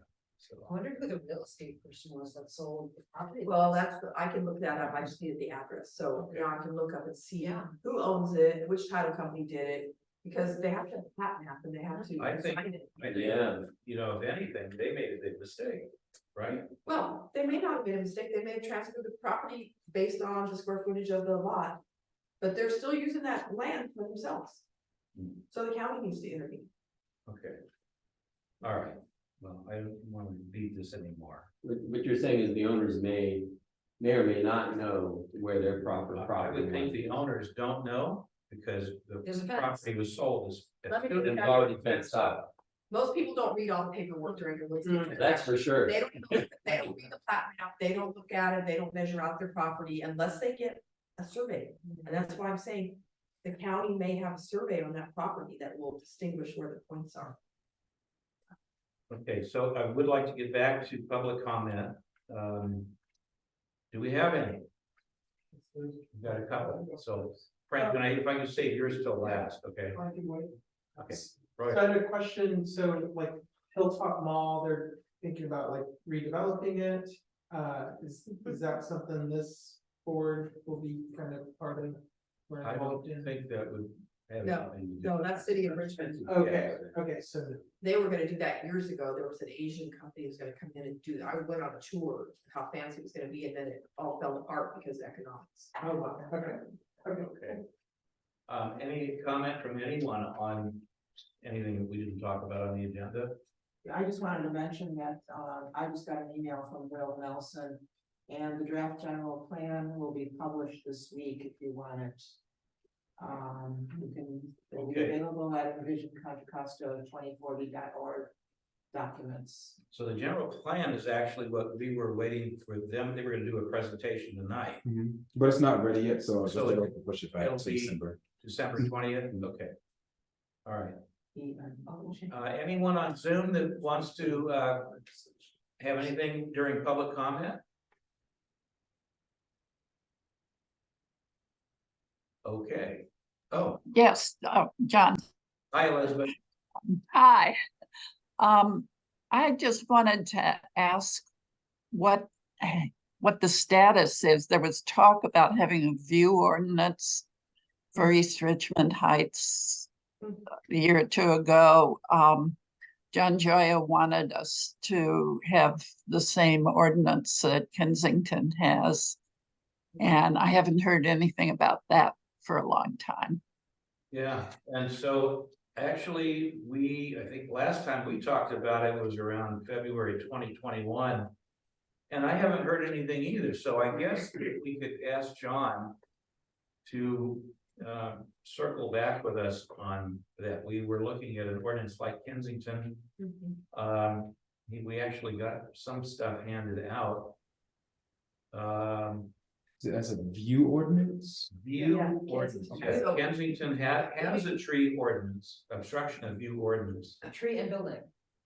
Yeah, I think building was because part of it. I was part of the meetings for Hasford Heights, of developing it there as well. So that was probably, that's how we, I think, became connected with this MAC. Because before we were with El Sprante. So I think it would be great to have that. Yeah, brought back I up think again. it just sort of got dropped. We were talking about doing that up here in the unincorporated area. Right, this happened to me. There was an old burnout house across the street from my house. I bought March of '87, okay? Old burnout house. Eventually, the family sold it. It got subdivided into 2 lots, and then the developer built 2 humongous monstrosities. The maximum he could build, and blocked all my view. Everything I had to do. And it's because there's no view ordinance. Okay. But Kensington, they don't allow that. If somebody spent money to buy a house with the views, they should be able to keep those views without other people building them, you know, up. So that's what they're trying to say, because John Joy was very involved in my project. He was up on the neighbor's roof and doing site polls and all that stuff. So. Okay. So, yeah, if you could ask John, that's come back up, and it's, thank you, Elizabeth, for bringing that up. We'll resurface that. And as far as the minutes, Can I ask a question about that? Oh, yes, please. I've heard, because I bought a house here a couple years ago, that there's also in terms of site ordinances, there's things about how if you have a view and trees grow up and block your view, you can ask or pay to have that view restored, even if it's not on your property. Now, I don't know whether the county has such an ordinance or it's a state ordinance or it goes I don't through know, by I city. don't think that's passed in East Richmond Heights, but in Kensington, I sold some properties where the people had pictures of their view when they bought it. Yeah, And then when they, then when somebody built, they threw a fit and said, no, this is the view I had when I bought it. So they had to change their plan. no, but I'm talking about like trees growing up. Well, see, trees are an I'm issue saying, too. I'm just saying, if you're talking about a site ordinance, it's related to that. Yeah, right. Well, you realize a lot of people are putting solar on their homes right now. I put solar on, Yeah. when I did the second story out on, I put solar. And some people put solar and then the neighbor's trees get big and block their solar. Right, well, there's. So, yeah, that's definitely an another- issue we need to deal with. Yeah. Okay, so then if we could, if you would ask John, we want to go back on that topic and resurrect it and see, what can we do? Yeah, establish a new ordinance. Yeah, to establish it.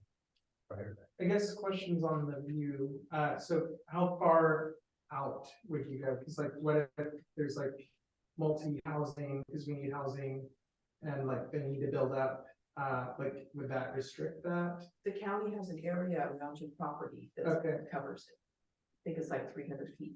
So circle around your property like 300 feet. I see, okay, so it only impact like right next to your property. Right. And then the second thing is like also trees, we also need trees just as a climate change, and so that's kind of like a fine line of like, should trees be included in that view ordinance or not? Just as like future generations. I believe El Cerrito and Kensington both have tree ordinances too. Okay, but I'm saying like if we start chopping trees just for the views, like I know younger generations like, we want more trees because of climate change. And so I don't know, like, if that would be like a consideration. I think we need to get a committee going on that again, because not only there's that comment, but there's also the fire hazard. So these are things we're not gonna settle here Fire tonight. hazards, and there's shading your solar, if you want solar, but then the trees shade You solar. can always mitigate with planting trees elsewhere that don't impact the view. Okay. Right, and you can pick a certain tree that doesn't grow, be higher than such and such, you know. Okay, Elizabeth, thank you for bringing it up. Okay. Thank you. Have any public comment? Okay. All right, Fran, I'd like to turn it over to you. Thanks. And all this talk, it's great to have minutes built up.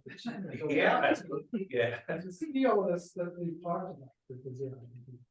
I want to be quick, this is not a history presentation, but I shared several pages of a local building. It could be a future presentation. Happy to give that to the website if you want. Yeah, that's what I attached. But basically, Felix and Bernard has a rather nondescript building on the corner. And I started doing some research, there's a lot of stories about it, but it all started in the 40s with Lumpus Grocery. And as we had a presentation by Joanne about local businesses, we don't have too many of those. So it's good to recognize that history of that. And it later became a recording studio. And we've documented a lot of activity that went on there. There's a few more stories out there, even including Creedence Clearwater Revival. We'll have to see what more can be done, but there's a lot of history that can be gathered about any place. And the reason I bring it up today is recently it was up for rent, but apparently there were no takers, and I understand it has since been sold. So just want to keep an eye on what is happening with the site. Furthermore, it's one of the rare examples of zoning for commercial. It's the last, the commercial is significantly reduced in that node there. And that's the only property that still remains commercial in that node. Oh, so you're not including the Puppy Palace or whatever it's Oh, called? no, this is the different. Right, yeah. This is the old Heights Market. No, I know exactly where it is, because when I was a little girl, I used to go in the grocery store. So my question to you is, when did it switch from a grocery store to the sound studio? Do you know what year? I think it was probably in the 70s. Yeah. Sound recording studio. And by the early 50s, it was no longer grocery. So a rather short history. And the Lomba family is actually pretty well known in Point Richmond. Oh, yeah, sure. So I was able to share that history with them. Just find a little more. So I just want to keep my eye on the place. It could use a lot of help. Yeah. But it is an interesting little story. Maybe you want to do the December historic preservation report on this building. Possibly we could find out. Okay. Thank you. Yeah. Appreciate it. There's a lot of little stories in our neighborhood. More than you might think. And the canyon. And again, it's good to have, there's some great old pictures of our new North Arlington. Yeah. So thank you. All right, Fran, thank you. Anyone else in public comment? Okay, so we've got two possible presentations coming up for December 20th. One is their County Department of Conservation and Development on the general plan. They're going to be here, but I guess it wasn't ready, and also their climate action plan. The second one was a request that's not ready until next month, and that's from AC Transit, which is redesigning their service network. And I'm assuming that they'll probably want to do this. I know they want to hit the other MACs also. Yeah. So we would want to know what do they want to do about changing existing bus lines we still have up here. When's the next meeting? Yes, Sure. 20. So, I don't know if you're aware of Jellies, which is on San Pablo Dam Road, and they need land, they need a place to go to, because who owns it? They well, it's gonna be Caltrans. the Caltrans owns it. They're paying about $1,000 a month, and they are doing the same volume as Contra Costa Animal Services, the same volume, and they're running on a shoestring budget. So I'm just wondering if there can be putting it out to the community, because we need to either raise money or find parcel of land or place where people can bring their pets. They're the only no-kill shelter in the county. Yeah, They don't have any plans of moving anywhere. They want to find a plan, but they need money and they need a place to do it. So if there's any, I wonder if there's any county land available for them or an old buildings that aren't being used anymore to turn it into something that can be used near land so that the dogs can be outside. But it's a big concern in the animal community because with Pinole closing also, right? yeah. And I know that the county has increased 400,000 people in the last 25 years, but there's been nothing done about the additional animals that are coming with those people. So jellies is something that I think needs to be brought up. Has the Pinole shelter already closed? The Pinole shelter has been closed for 2 years. Yeah. Now, sold to fix our ferals, but we can't fix our animals. Okay. But they have not reopened. So they to should do go to low cost Martinez. accessible. Martinez is the Well, yeah, but yeah, they were supposed to provide low cost, affordable and accessible spay neuter, but part of the reason that we're in the problem we're in is because there's hardly anything being done and the waits are between 2 and 3 months and Metropolitan Animal Services is not providing. They're not even their Measure X proposal, they asked for 350, not that they're gonna get it necessarily, but $350,000. But you talk to a couple trappers and they've spent $600,000, you know, altogether. I mean, it's we're gonna have billions of cats if we don't have anything done. So the county hasn't made it a priority. No, but they're squeaky wheels. But Okay. Joanne, John, I'd like to suggest that at our December meeting, we share our meeting, dates for 2024. okay, And maybe, so we start a calendar, like I think maybe whatever, or not the February meeting, but whatever the next meeting is, I think that, I mean, maybe not at our December meeting, but maybe at our subsequent meetings, we could have a report from animal services. Yeah, yes, that would be great. well, and rescues. And rescues. So, can we put that on the agenda that you approve? I think you guys have to approve the list of meeting dates. yeah, we can actually get a list that would come from you that can be posted, of the MAC meetings for next year. And then I gotta get with you because you also have to help us put the annual report together. And I know that we should probably do that pretty soon. Yeah. Okay, all right, we'll get that together. Is there anything else? Stop signs? Do you want to talk about? stop Oh, signs? yeah, stop, so at least in Hesford Heights, we have multiple intersections coming together.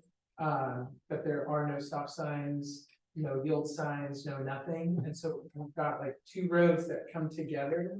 And it's always, do I stop or not? And if you live there, you kind of know to kind of slow down, stop and look. Right. And then keep going, and so there's like 2 or 3 intersections that I'm like talking about, and one of them happens to be on the corner of my house. What are the streets? that- So Rose Arbor and what's the Bayview. There's another one on North Arlington, Alpine. yeah, Alpine, and give me 1 second. I drive through there all the time. You're right. There's no stop signs. in any of those. Yeah, Alpine, Preston, Alpine and North Arlington intersection. there's Hillcrest and. And then there's another one, No. on Alpine, there's like another one that I think it's Alpine and Beau Rivage that doesn't Yeah. have a stop sign. Yeah. And so, it's that encourages like people speeding through, and like when the interstate gets backed up, we get like overflow of traffic coming in.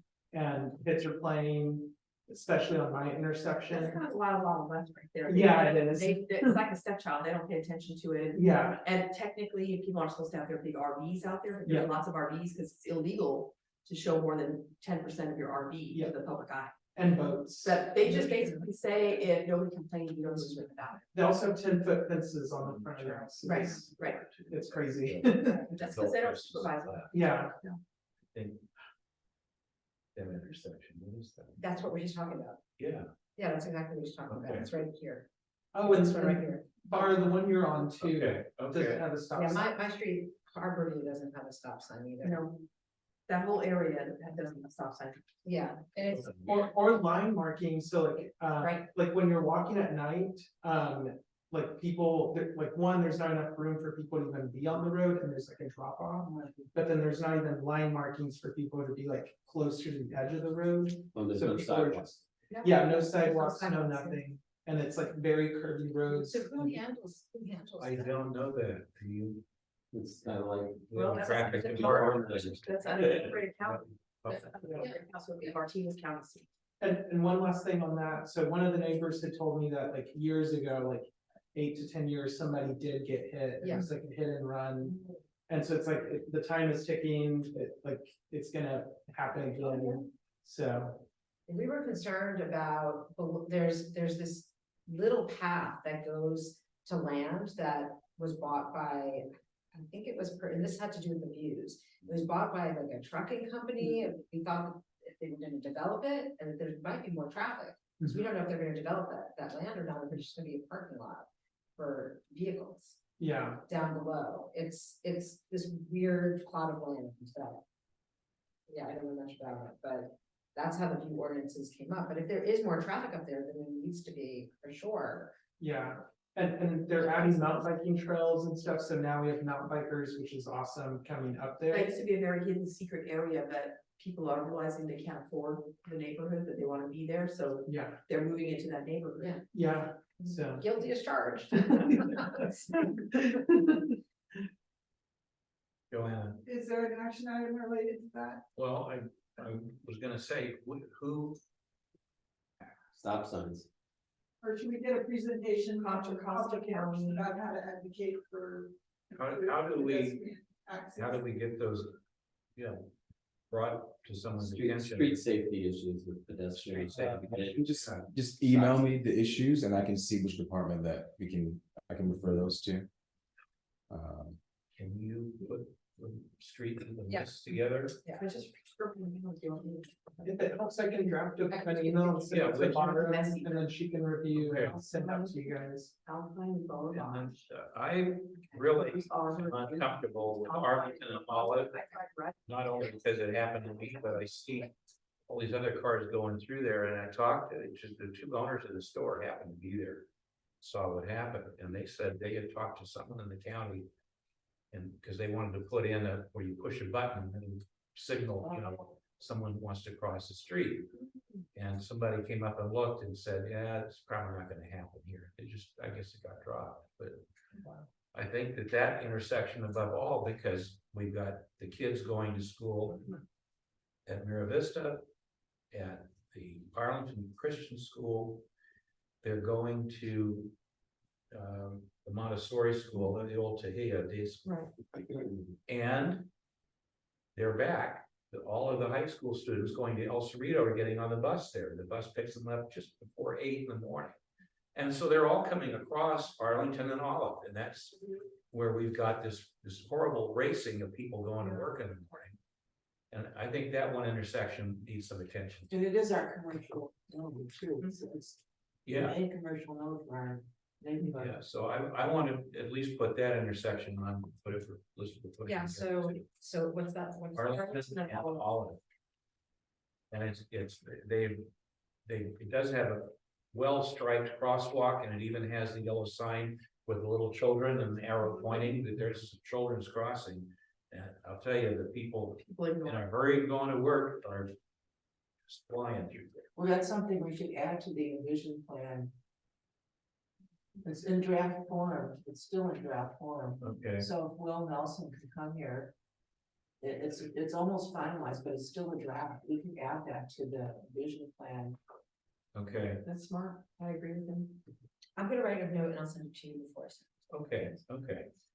So, I mean, that's the one intersection I think we've got a bad problem with. Somebody's gonna get hurt there. Yeah. Okay, anything else?